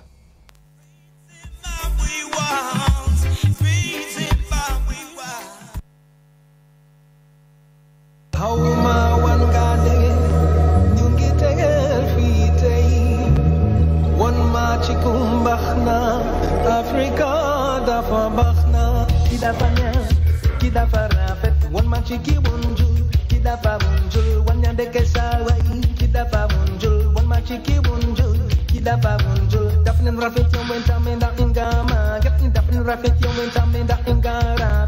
Daphne Rafet yung wenta menda ingara. Did you know? That's a richer Africa. Did you know? That's a richer Africa. Did you know? Said the whole world love it. Did you know? Said the whole world love it. Be proud of your culture. Be proud of that what you got. Be proud, you got to hold on to it. Be proud of your culture. Walking down the road in a Germany, reggae music playing, and this is what one man was saying. Was ist denn das? Was ist schade? Ich kann nicht anders, muss einfach tanzen. Bis der Reggae manchmal macht man ein bisschen lauter. Niemals in meinem Leben habe ich so etwas gehört. Meine Damen und Herren und alle Brüder und Schwestern, ich muss euch jetzt verlassen, weil ich fliege nach Jamaica. Much of Garvey's writings were not written by Marcus Garvey himself, but by the powerful women that became his wife. Garvey had two wives, not simultaneously, both of them named Amy Ashwood and Amy Garvey. And what Garvey was all about, Garvey said, what I write today may live with me, but when I die, my writing lives on. Therefore, what you do or write must be so clear as to live on when you are gone, that others who may read it might get a clear conception of what you mean. So Garvey, Philosophy and Opinions, is a book that should be in every African's house. Not King James Bible alone. Every African should have the Philosophy and Opinions of Marcus Garvey right by his bedside or her bedside, with a dictionary on top of it.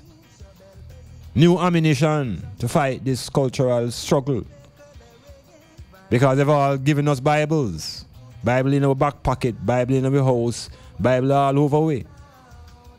But the Philosophy and Opinions of Marcus Garvey, that should be our Bible. That should be the black man's Bible. And with that Bible, we walk with our dictionary, so we can begin to improve our vocabulary and our knowledge of this language called English. So we have to rearm ourselves, psychologically, intellectually, in order to overcome this spiritual struggle that we are involved in. So we have to know our culture. We have to understand our heritage. Means we have to go to the level of understanding the power of genes, our genetic connection, the level of memory and ancestry that travels through the genes. And in this genetic reconstruction of memory that we'll be able to resurrect ourselves. Because there is a heaven on earth. That's where all races and nations are trying to control right now. That heaven on earth is called Africa. And as much as there are wars being fought around the globe, all of these warring tribes have their eyes on one place, and on the wealthiest continent on the planet. It's called Africa. As much as it has been given that name by the Romans, it is the black land. It's the land of the black people. It's the land of the melanin-based people. It's the land of the people of the Nile Valley culture. It's the land of the Dogons, of the Vadoma people. It's a land where all civilizations have gotten their start from. So I will not be stuck into this colonial history and keep my story as a mystery. It is a liberation, and the process begins within. Marcus Garvey, first philosopher in this 20th century. It is Burning Spear, Winston Rodney, who I must give credit for awakening the consciousness of Garvey through music. Yes, it's Burning Spear, take Garvey and dust him off, you know, and put him out there. Rodney will tell you some serious issues putting out at Marcus Garvey songs because it didn't seem to be popular. But it is long-lasting and it is transformational. And we have to deal with the things that are not cosmetic. We deal with things that are of substance. And Marcus Garvey is the foundation of the substance of black people. We have to claim Marcus. No. For complete auto repairs and services, come to Akon Auto Technology, located at 33 Bumble Crescent, Port Antonio, Jamaica. We offer specialist services in wheel alignment and wheel balancing, brake drum and disc rotary servicing, state-of-the-art ultrasonic cleaning and testing of your fuel injectors. We also stock an assorted range of auto service parts, tires, and motorcraft batteries. If we don't have it, we will source it for you. Call us at 876-715-5205 or email AkonAutoTech16@gmail.com. Akon Auto Technology, beyond the typical auto mechanic shop. We interrupt our program to bring you this important message. You want it, now you got it. Styles FM Fan Fusion Party Episode 4, Mixed Intoxication, Saturday, July 8, 2017 at the Bayview Villas, waterfront property, Dolphin Bay, Port Antonio, Jamaica. Come hear your Styles FM DJs juggling retro hits, retro Gunya style from the 70s, 80s, 90s, and early 2000s. Admission 500 pre-sold, 600 at the gate with flyer, 700 without flyer. Party starts at 7 p.m. sharp. Listen to Styles FM for ticket outlets or call 286-9216. Fan Fusion Party, Mixed Intoxication. Dress tropically elegant. Must be 18 years and older to enter. ID required. Drink responsibly. Planning a party, club night out, stage show, a gospel concert, or even a business sales event? Let Styles FM be a part of your promoting tool. Take advantage of our low-priced promotion packages with commercials, interviews, giveaways, reviews, and much more. We have special offers when you mix and match and bundle your options. Contact us at 876-286-9216 or 439-5160. Styles FM for the most effective way to exploit your marketing dollar. Boundbrook Hilltop Guest House, conveniently located at 15 Boundbrook Crescent, Port Antonio. For a large space of single and double rooms at reasonable rate, Wi-Fi, cable TV, breakfast to order, 24-hour security, CC cameras, parking, snack bar and lounge. Beautiful scenery of the Caribbean Sea. We're willing to assist with additional accommodation, such as fridge in your room, coffee machine, and so much more. Boundbrook Hilltop Guest House, proud sponsor of the Metamorphosis with Dr. Iman Black, live on Styles FM, Mondays, 9 p.m. to midnight. Call Boundbrook Hilltop Guest House at 715-1644.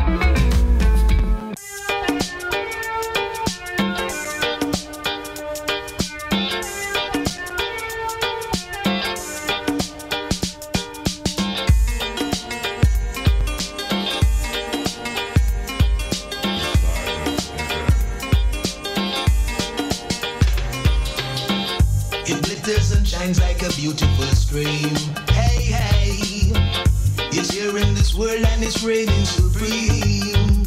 Because of this something that keeps on glittering. Because of this something, so many people are fighting. Knowledge and wisdom will lead us to freedom. Hey, hey, let us seek first the heavenly kingdom.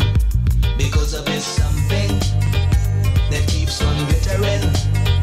Because of this something, so many people are fighting. Because of this something that keeps on glittering. Because of this something, so many people are fighting. Sodom and Gomorrah, we don't wanna see. Mammon world empire, we don't wanna see. Don't wanna see the world turn into a cemetery. Don't wanna see the world turn into a cemetery. Because of this something that keeps on glittering. Because of this something, so many people are fighting. Because of this something that keeps on glittering. Because of this something, so many people are fighting.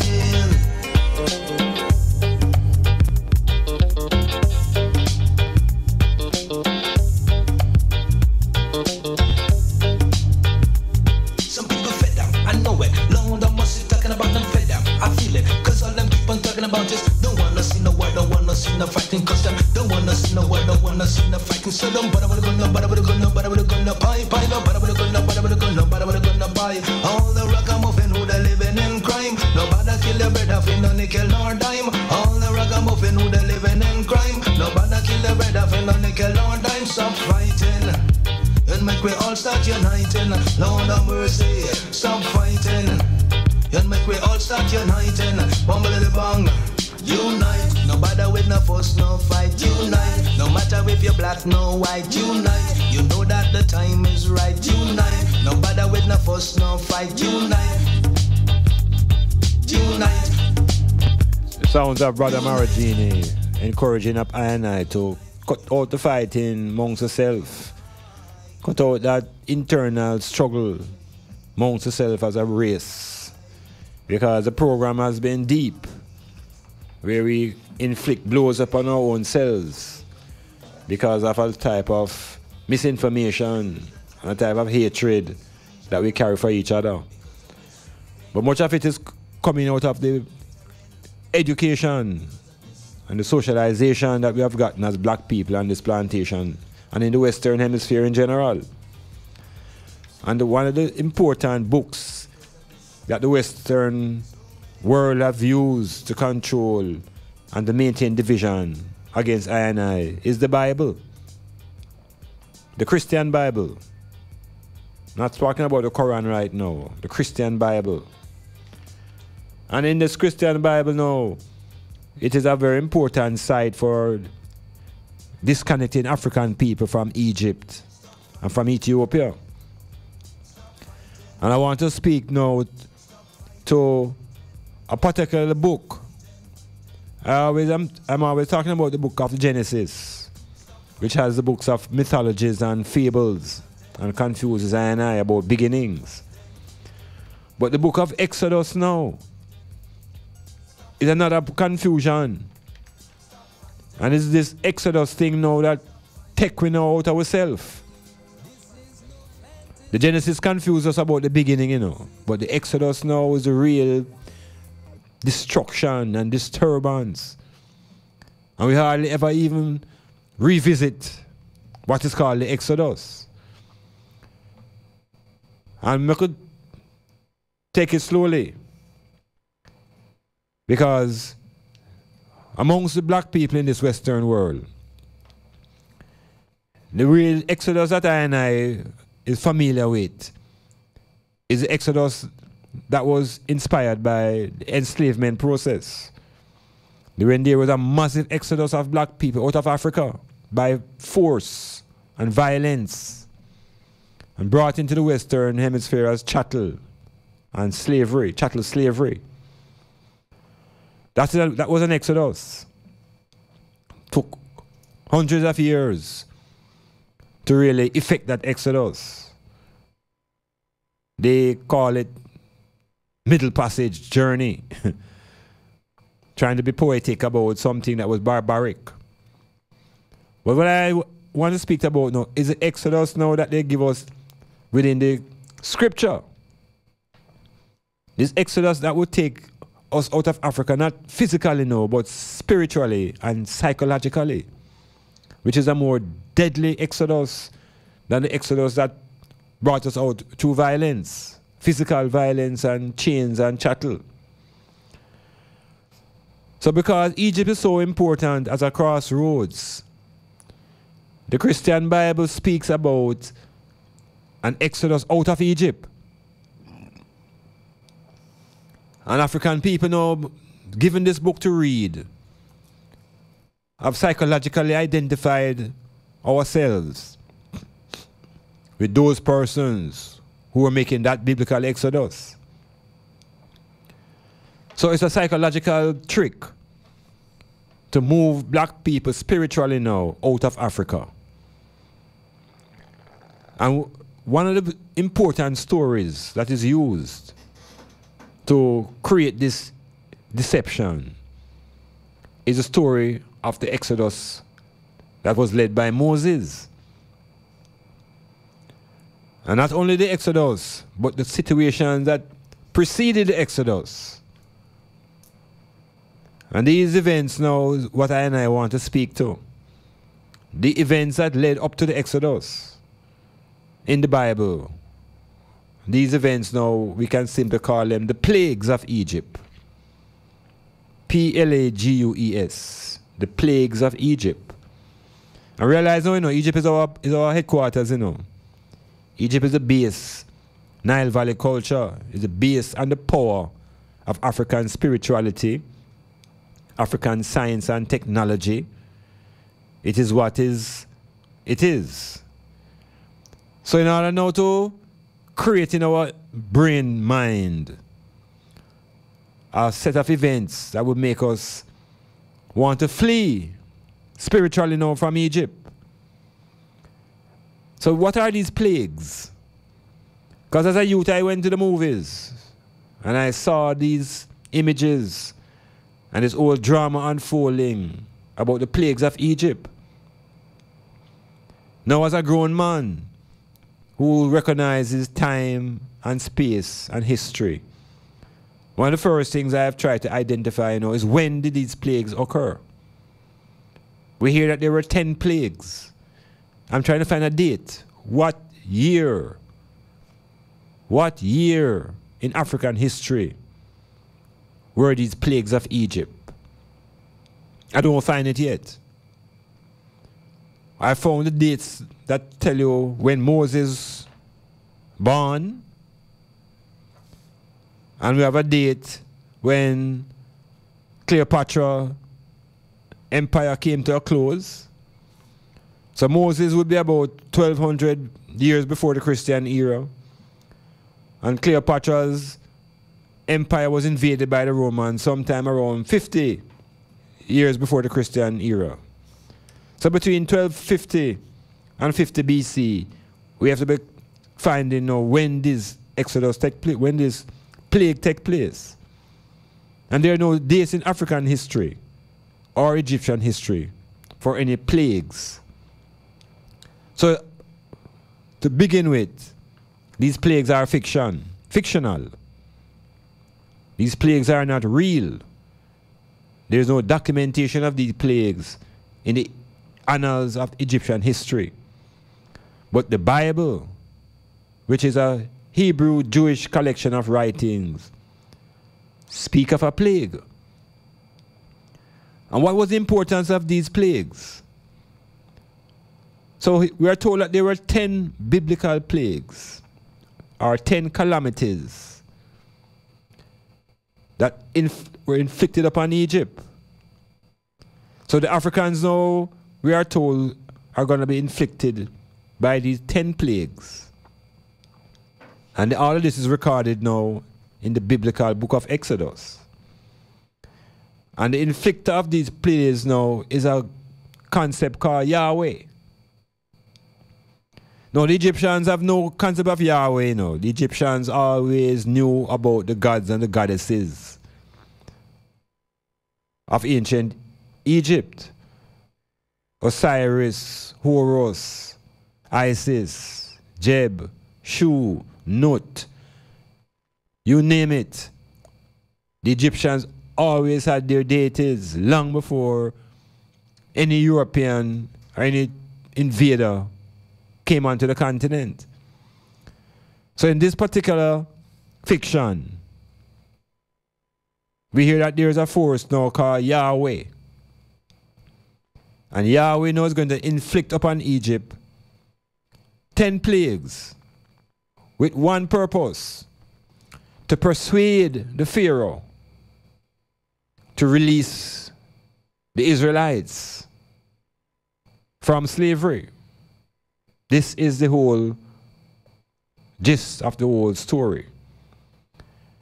Yahweh is a symbol of the God of the Israelites. So Yahweh does not represent the God of Africa.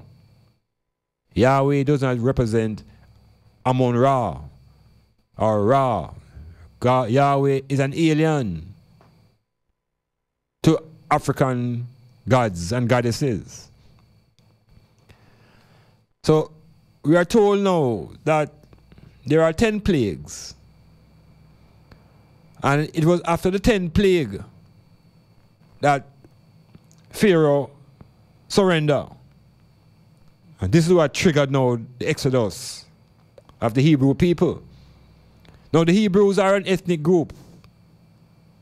The Hebrews are not Egyptians, they're not African people. They are Hebrew, are a tribe of people who came into Africa running away from the famine, seeking refuge. They were refugees coming into Africa. And we are now told that these Hebrew people and their God, called Yahweh, would set up a situation where they would be liberated from their condition. Now, what was the purpose of these plagues in the fiction? The plagues were really supposed to be a set of events that was supposed to show the power of the God of Israel versus the powers of the Egyptian gods. So these are not literal things now, you know, man. I want to hide them know this now, you know, because there's no record of no plague in Egypt, you know. It's on a record in a book called the Exodus. So there are specific writings in favor of a set of people called the Hebrews. I know Hebrew, you know. And I is no Jew. I is an African. I is a black man. I is not a little tribe coming out of no Palestine and no famine as no refugee. I is the foundation of the continent. In Marcus Garvey's readings and research, Garvey didn't rely on the Hebrews and the Jews for knowledge about himself. He went into Egypt and he went into Ethiopia. But the book is an important book to convert black people into a belief system and to show the black people that their gods are not powerful and that they must give up their gods and accept this Hebrew God called Yahweh. So they create this myth, this fiction about plagues. Now, in the movies, because Hollywood has an important role to play in promoting these type of images. And in the movies, they create scenes of struggle between the God of Yahweh and the gods of ancient Egypt. And Moses becomes an important figure now in this whole battle. So according to the book of Exodus, all the gods of Egypt would be judged right through to the 10th and final plague. And the reason for these plagues was to answer Pharaoh's taunt about who is the Lord that is telling him that he should let Israel go. Now, according to the book of Exodus, you know, the same God named Yahweh, him hardened Pharaoh's heart so he would be strong enough to persist in his unwillingness to release the people. Now, I'm going to think about that carefully now, you know. Think about this carefully. The same God of Yahweh telling Pharaoh not to let go of the people. So the God is hardening Pharaoh's heart, so he can prove to his people that he is mightier than the gods of Egypt. Obviously, my people who are listening, this is not a literal story. The island have to revisit this book of Exodus and check out this story about these plagues. So the first plague was that the water in Egypt turned into blood and all the fish died. There is no documentation, there is no record of that. That's a fiction. The second plague was that all of a sudden frogs started to appear everywhere. The third and the fourth plague was about biting insects and wild animals. We have no documented evidence of these things happening in ancient Egypt. The fifth and the sixth plague was disease to the livestock. The seventh plague was fiery hail. The eighth plague was locusts. The ninth plague was darkness. Now, when we're reading these stories as youths, and they're telling us in Sunday school, and we're seeing it in the movies, the whole idea is to drive fear into African people and to force I and I to abandon our gods and our goddesses. And at this point now we lose our connection with our divinities. And this story forces us now to believe that this God named Yahweh is a powerful God. And this God is so powerful that we must no longer associate ourselves with any more gods and goddesses of ancient Africa. It's an important cut-off, you know. It's a cut-off, them disconnect way at this Exodus, spiritually and psychologically, from the gods and goddesses of the Nile Valley. And if you read that book of Exodus, where the same Lord God, what they call Yahweh, rather than speak to the liberation of the Israelites, that God would harden Pharaoh's heart so that he would be strong enough to persist in his unwillingness to release the people. And once Pharaoh's heart is hardened, then now Yahweh could manifest his great power and cause his power now to be declared among the nations of the Hebrews. So we have to realize that it's a deception. It's a big deception. And it has forced a lot of disconnection and discombobulation in the consciousness of black people, where we are lost now and have to be found and saved by this Hebrew God called Yahweh. But let us not forget that before we even came upon these Hebrews, we were the highest culture in the world. We had our female and male gods and goddesses. We worship no single male because we always respected the power of the female. There was Amen and there was Ra. Our Trinity had a female in it. There was Osar, Oset, and Heru. So these plagues of Egypt, where there is no evidence in ancient Egypt of any plagues, is what the Europeans have used as a story to disconnect us from the powers of our gods and to connect us now to the powers of our God of Israel. So our Egyptian gods and goddesses have been put in the back, and what has been brought up front is a God called Yahweh. Yahweh is the God of the Israelites. And the sad story now is that the African people in this Western world who have been captured as slaves have internalized the idea that they are the Israelites. This is where the deception has taken place. That I and I walking around now claiming to be Israelites and Hebrews and are bowing down now to the Israeli God of Yahweh. We have to shake off that deception. We have to re-embrace the gods of ancient Africa. We have to embrace the goddesses of ancient Africa.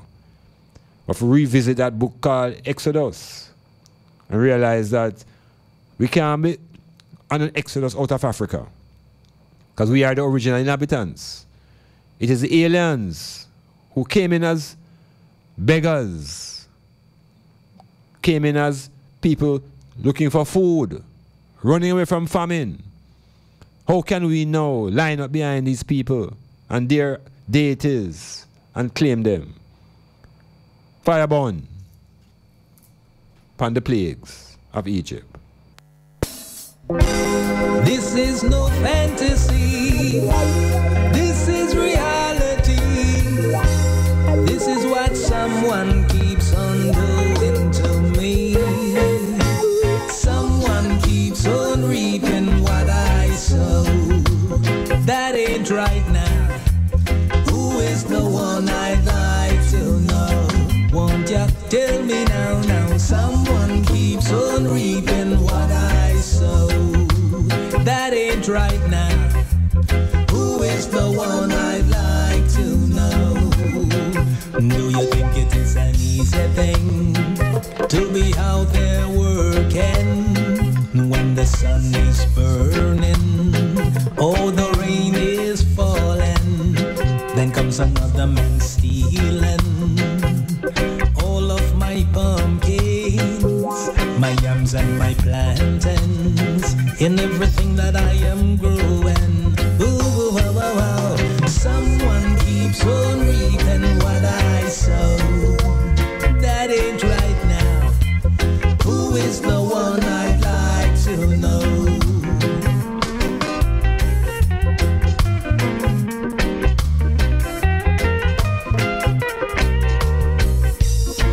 Oh, my people, I'm in pain and misery.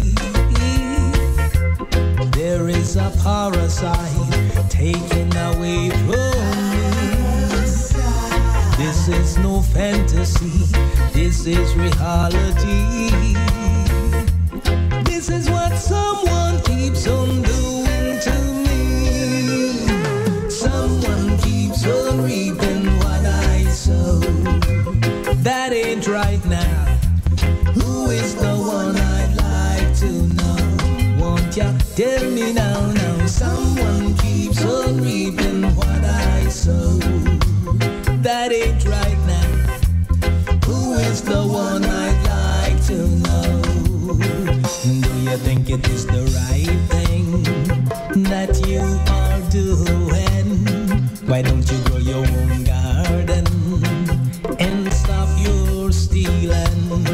You can never keep on hiding from the one within, the one who keeps on watching everything that you are doing. Ooh, oh, oh, oh, oh. Someone keeps on reaping what I sow. That ain't right now. Who is the one I'd like to know? Won't you tell me now, now? Someone keeps on reaping what I sow. That ain't right now. Who is the one I'd like to know? Oh, my people, I'm in pain and misery. There is a parasite taken away from me. This is no fantasy. This is reality. This is what someone keeps on doing to me. Someone keeps on reaping what I sow. That ain't right now. Who is the one I'd like to know? Won't you tell me now, now? Someone keeps on reaping what I sow. Yes, the Africans have built up the society and civilization, and now we suddenly become slaves and workers, and we no longer can claim what we have built, but we can, and we are reclaiming our heritage, and we are dismissing fantasies like the plagues of ancient Egypt. Never happened. Fiction created by the Hebrews, and they attach that fiction now to their mythology of their beginning. So the Bible, Christian Bible, is all about the Hebrews writing their beginning and writing their exodus and creating their own story. All of it is on top of African history. So we are led to believe now, because we don't know these things, and it's all about belief.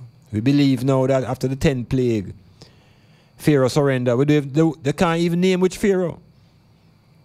They can't even name which Pharaoh was in the power, which dynasty was in ascendancy when all of this took place. Can you imagine our firstborns dying? That is fantasy. That is fantasy. Never happened. What are the dates? When in our history did that time happen when all the firstborns were killed in ancient Egypt? When? Some historian, some academic, some biblical scholar must give me the dates. I challenge anybody to present the dates and time of these plagues. And that the whole story now is that after the 10th plague now, Pharaoh surrendered. And Moses became the victor. And on that basis now he could lead his people now out of Africa. And within that meditation now, the black people who were uprooted violently from the 1200s have been convinced that they are experiencing the same as the people who were coming out of ancient Egypt. It's all internalization of a story that is not based upon reality. And from that story, much of the Western world of African people have been lined up now behind Yahweh. And in that lining up behind Yahweh, we have abandoned our gods and our goddesses. We have started praying to our gods and goddesses. And we've now been bowing down to alien gods, alien images, a son of that alien god that people now think is their salvation. Well, our salvation and our Savior in this Western world is Marcus Messiah Garvey. Garvey is our Savior. Garvey has laid out the black print for our redemption. And this is why he is being ignored and abused. And that's why the university could have a nerve to project this image of our great liberator and our great prophet. So everything is connected, but a lot of things need to be disconnected and much has to be unlearned. And we have to unlearn this story about the plagues. We have to unlearn this mythology about the Exodus. Because African people never left Africa through no Exodus led by no man named Moses. Because when Moses was leading out his few people, African people were in Zimbabwe. Africans were in Western Africa. Africans were in Central Africa. Africans have been over the continent in their millions. So spiritually, we all cannot line up behind this Moses Exodus. It's a deception.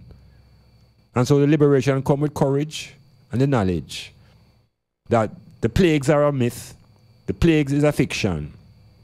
I is no Hebrew, I is no Israelite. Garvey tells us who we are. We're African people.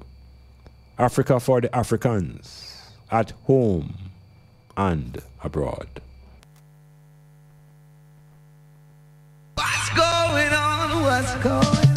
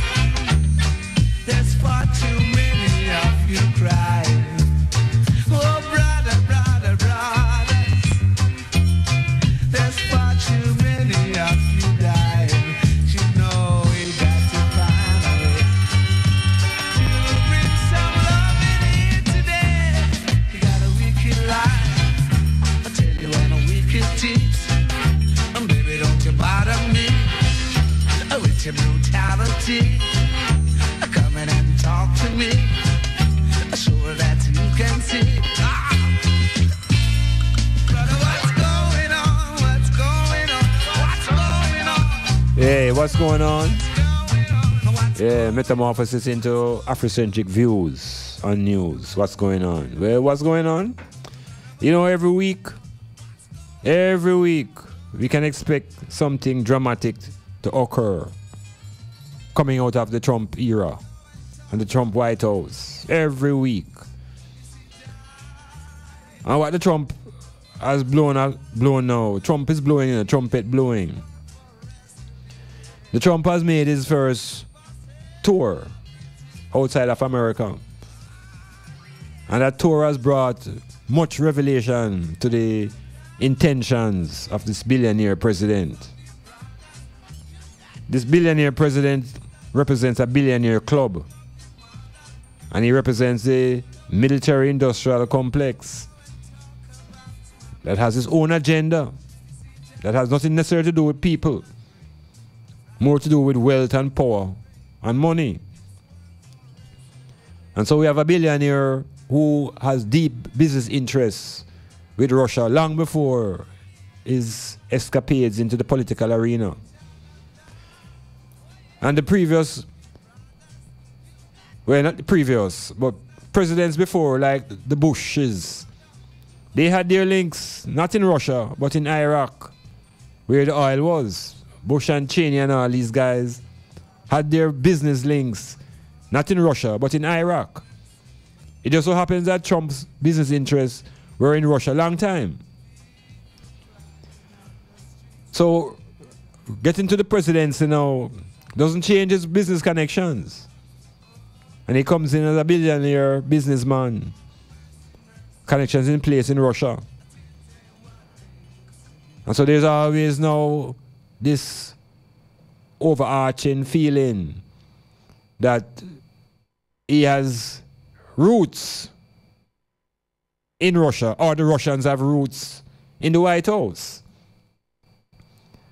But before we even get to the Russians and the White House, within Trump's European excursion, he attended a very important meeting, and out of that meeting now the world gone into another tizzy. And this was the meeting that had to deal with climate.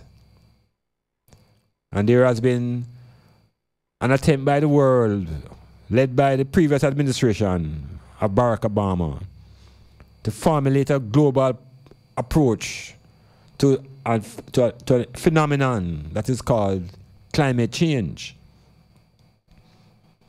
Now there are two camps. There's one camp that says climate change is real. There's one camp that says climate change is a hoax. And the majority of the world is of the view that climate change is real. And the evidence is in things like the melting of the glaciers in the Arctic region and Antarctica. In other words, the poles are showing, not the political poles, the North Pole in particular, is showing some great amount of breaking away and a great amount of melting. And this is due to a great amount of heating in the atmosphere. So without getting too technical, because more heat is reaching the planet, it means that the temperatures are literally rising. And with the rising of the temperature, it means the melting of more ice. And the melting of the ice means the rising of the level of the sea. This is just a very simple way of just viewing one aspect of climate change.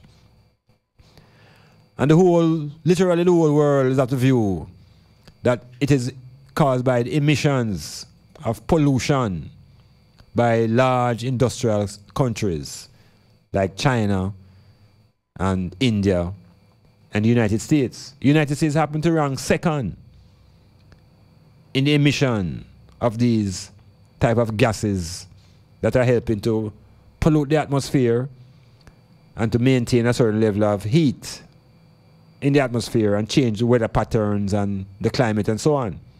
It just so happens that the Trump has declared that he no longer wants to be a part of this accord and has withdrawn the United States from the climate accord.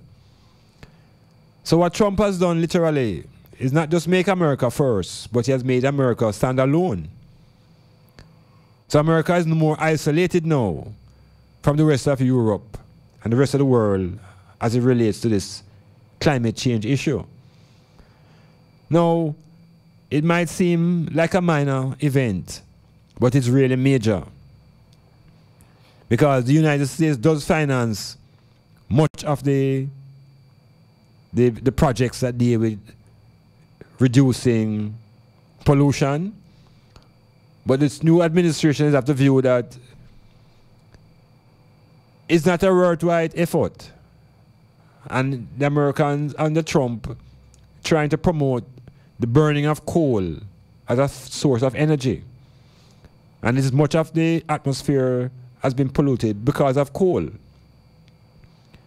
So Trump has now pulled America out of a major global accord that was inspired and motivated by his predecessor, Barack Obama. So there are those who are observing that everything Obama put in place, Trump is making sure that him displace it.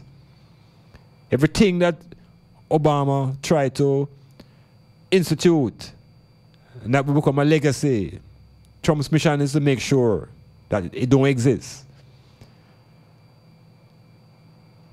The side effect, of course, is creating greater divisions inside America. America is greatly divided along the lines of race ever since. That has intensified. Now it has been separating itself now from Europe. It has isolated itself, and in that isolation now it is allowing China, India, and Russia to assert themselves now as world leaders. Now all this is great because it's a sign of an empire in decline. And while Nero fiddled and Rome burned, apparently Trump is playing golf while America is in decline. And the Russians are quite obvious to the fact that America now has a confused leadership. And Putin, the Russian leader, who felt the wrath of Ronald Reagan and the Pope and Margaret Thatcher in the dissolution of the Soviet Union, now has a chance for revenge. And so America pulled down the Russian Empire, and the Russians, I think, in turn, are simply pulling down the American Empire. And they have help. They have help inside. The Americans had help from Gorbachev in pulling up the Soviet Union. Now the Russians are having help from Trump in pulling up the states of America. And America will never be the same again because their leader, obviously, is a tweeter, not a thinker. And the whole idea of thinking that the United States can be run like a company is proven to be very, very false. The rest of the Europe is also experiencing a great amount of discomfort because England is experiencing karma. When the violence of the slave trade was being wrought upon black people, England was at the front. The great colonial power that has caused much devastation in the earth, now they are feeling the wrath. London Bridge is falling. They're calling it terrorist attacks. But when they came into Africa, they came in as terrorists and they attacked Africans. They split up Africa. They destroyed African civilization and culture. So in 2017, I am personally not grieving because my memory is long. This is karma. London Bridge is falling.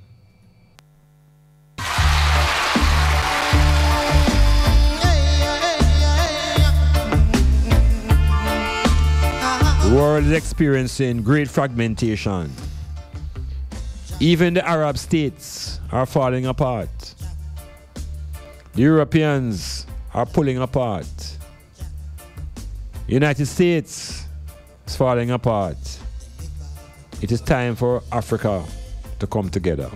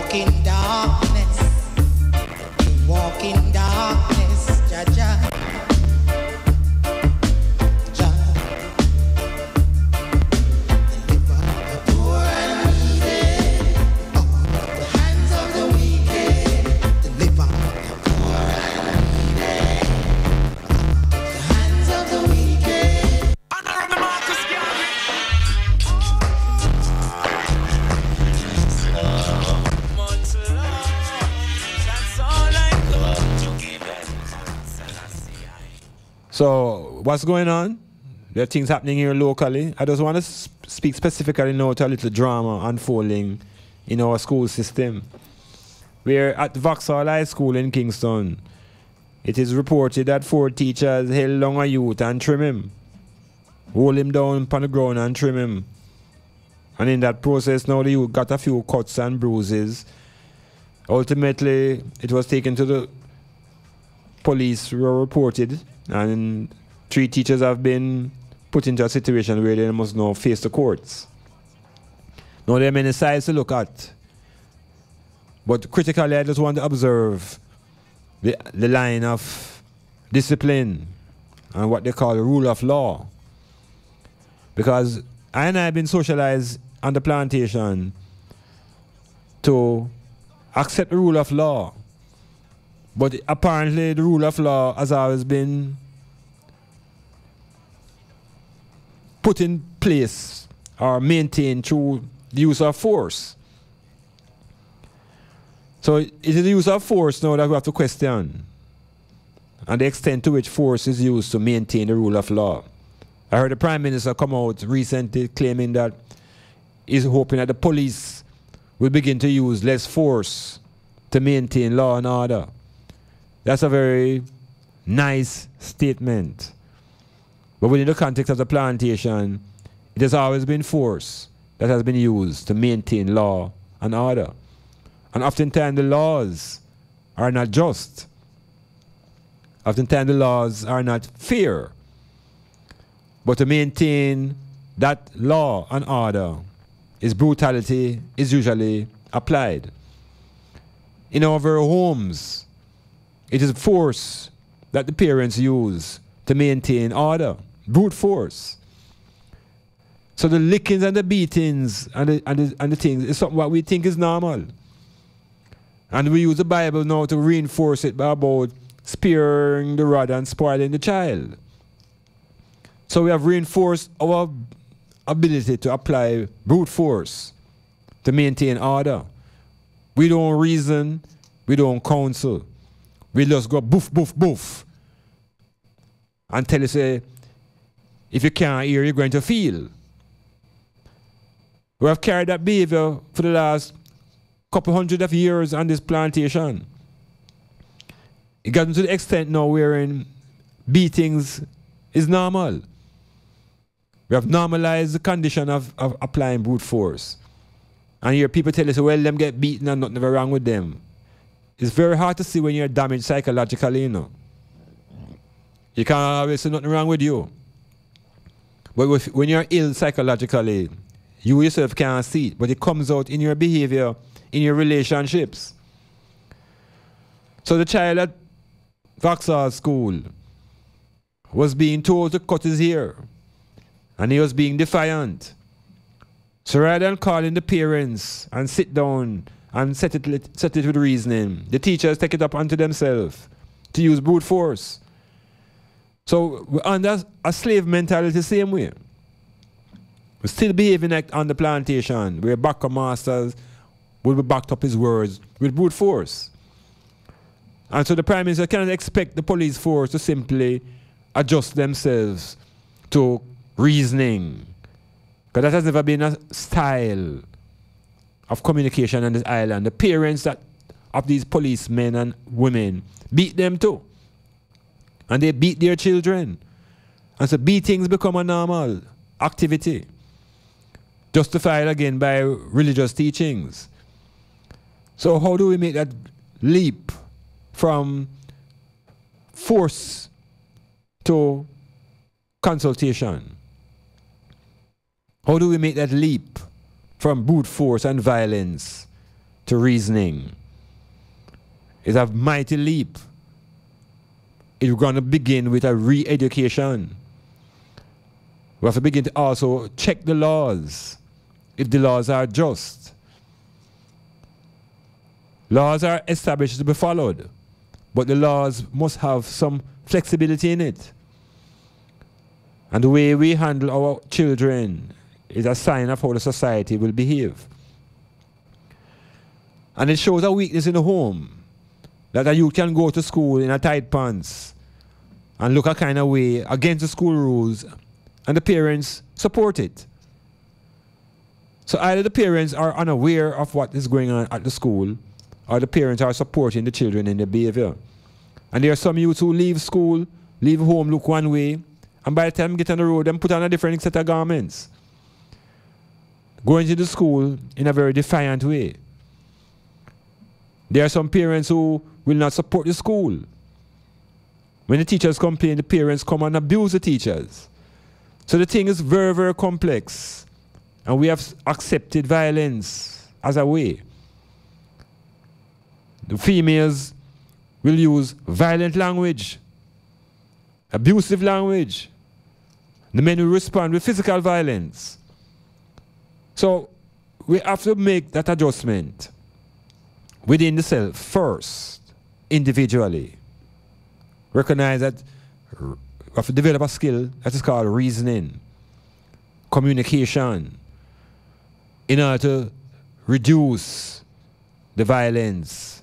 Because in order to reduce crime, we have to reduce the violence. It's not a crime and violence situation. It's a violence and crime situation. So we have to reverse the curse and change the attitude and adjust ourselves if we want to be liberated and have an upful society. Black people are who me talk to.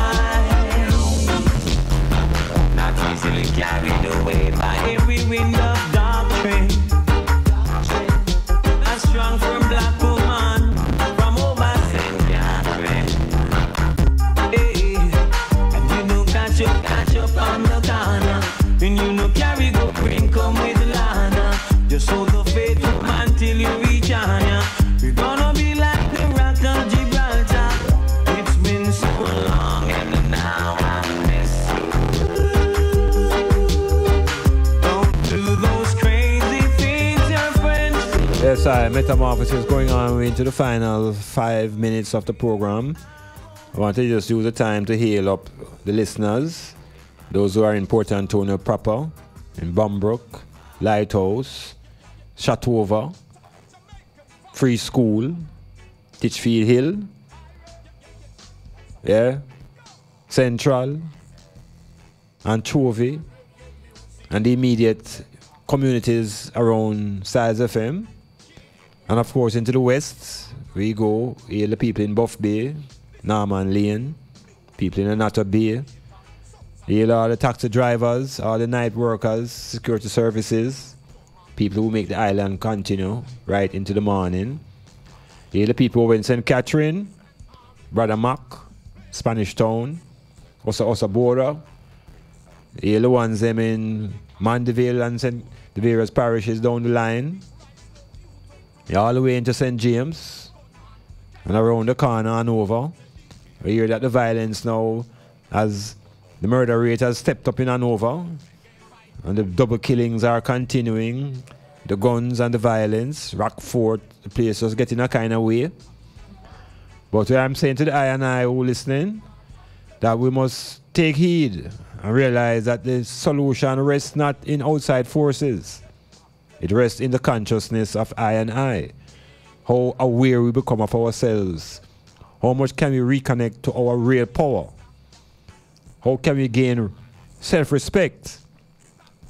How can we gain a pride in simply being black?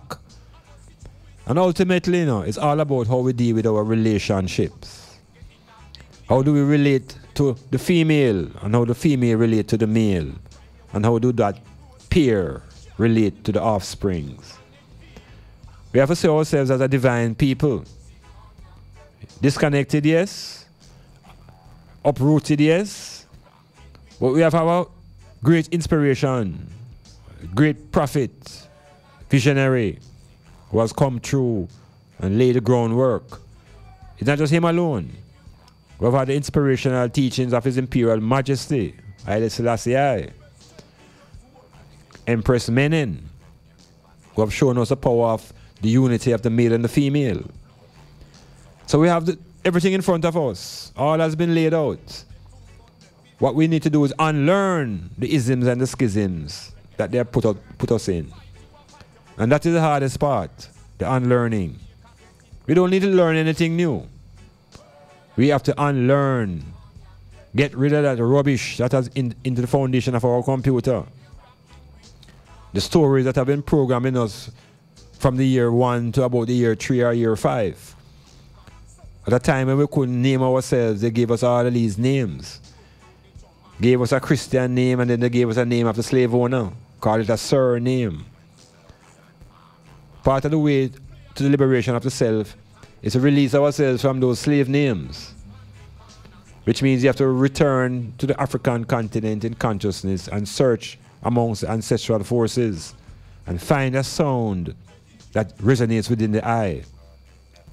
Find a name that gives you a sense of liberation and empowerment. Now I talk about the Mary and Jane and Robert and Bob and all of these kind of things. I'm talking about an African-centered name. That when you block the sound there, the ancestors wake up. Ancestral forces are racial, I've come to that conclusion very recently. Ancestral forces are racial. No African can call upon ancestral forces and ancestors are Chinaman. Our ancestors are within our racial makeup. And so we must be reconnected to our raciality and become powerful as a race again. So the metamorphosis, healing all those who are outside of the island. The people in Texas and in Florida and Virginia, New York and California and Atlanta and all the various states of anxiety that Trump has now created. The USA one time meant United States of America. USA in today's world means the United States of anxiety, where people don't know what will happen next. And as I speak to you, we don't know what will happen between now and the next program, what else will happen in the world. But this violence is running the world. People are becoming desperate, and the world is being reordered. Within this reordering now, African people must use the opportunity to reorder ourselves, regain our self-reliance, our self-confidence, our self-respect, burn out the love and hate, and improve the respect and the care. Because that is where we always knew before we came into the West. And I am not into no romantic isms. I am not a Roman, I mean no antics. We want to be Africans, we want to be black people. And we must learn to live amongst ourselves and be glorious in our pigmentation and worship our melanin, knowing that within all power dwells. So, metamorphosis, healing up the people in the North American scenario, people in Europe, in the UK, people down under in Australia, people in the great continent of Africa. Knowing that there is no fear. Because Garvey tells us fear is a condition fit for children, not for grown people. And if you accept that there is a divine creator, then if you show fear, then you show disrespect to that same divinity that made all things within its own strength and power. So, peace unto the item, prosperity in your homes, prosperity in the workplace, prosperity in your finances, and critically prosperity in your relations amongst your woman, your man, and your picnic them. Rastafari is alive and well. I Man Black out.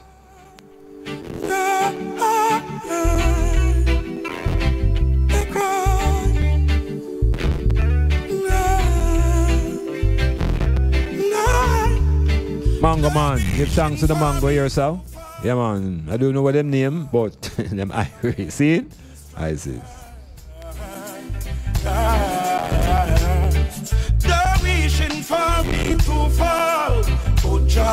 Also need to say that the gathering, which was a art exhibition by Ambokile, came to a close last week Friday. Well, yesterday, Sunday. It was a very brilliant exhibition. Give thanks to all who passed through.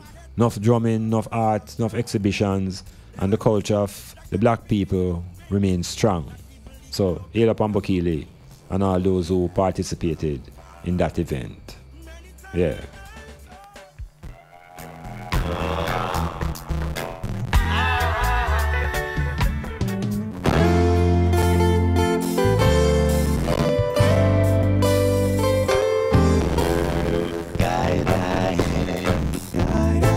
Guiding I eternally. Guide I. It's the voice that sets me free. Guide I, whispering inside of me. Guide I feel peace and harmony. It is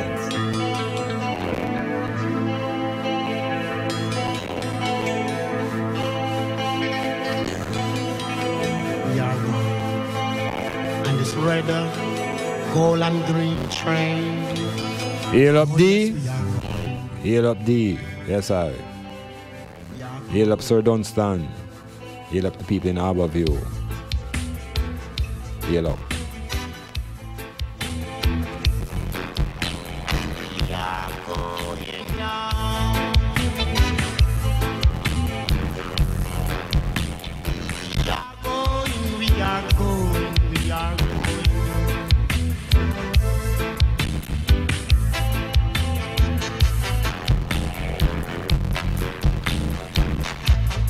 This is Styles FM.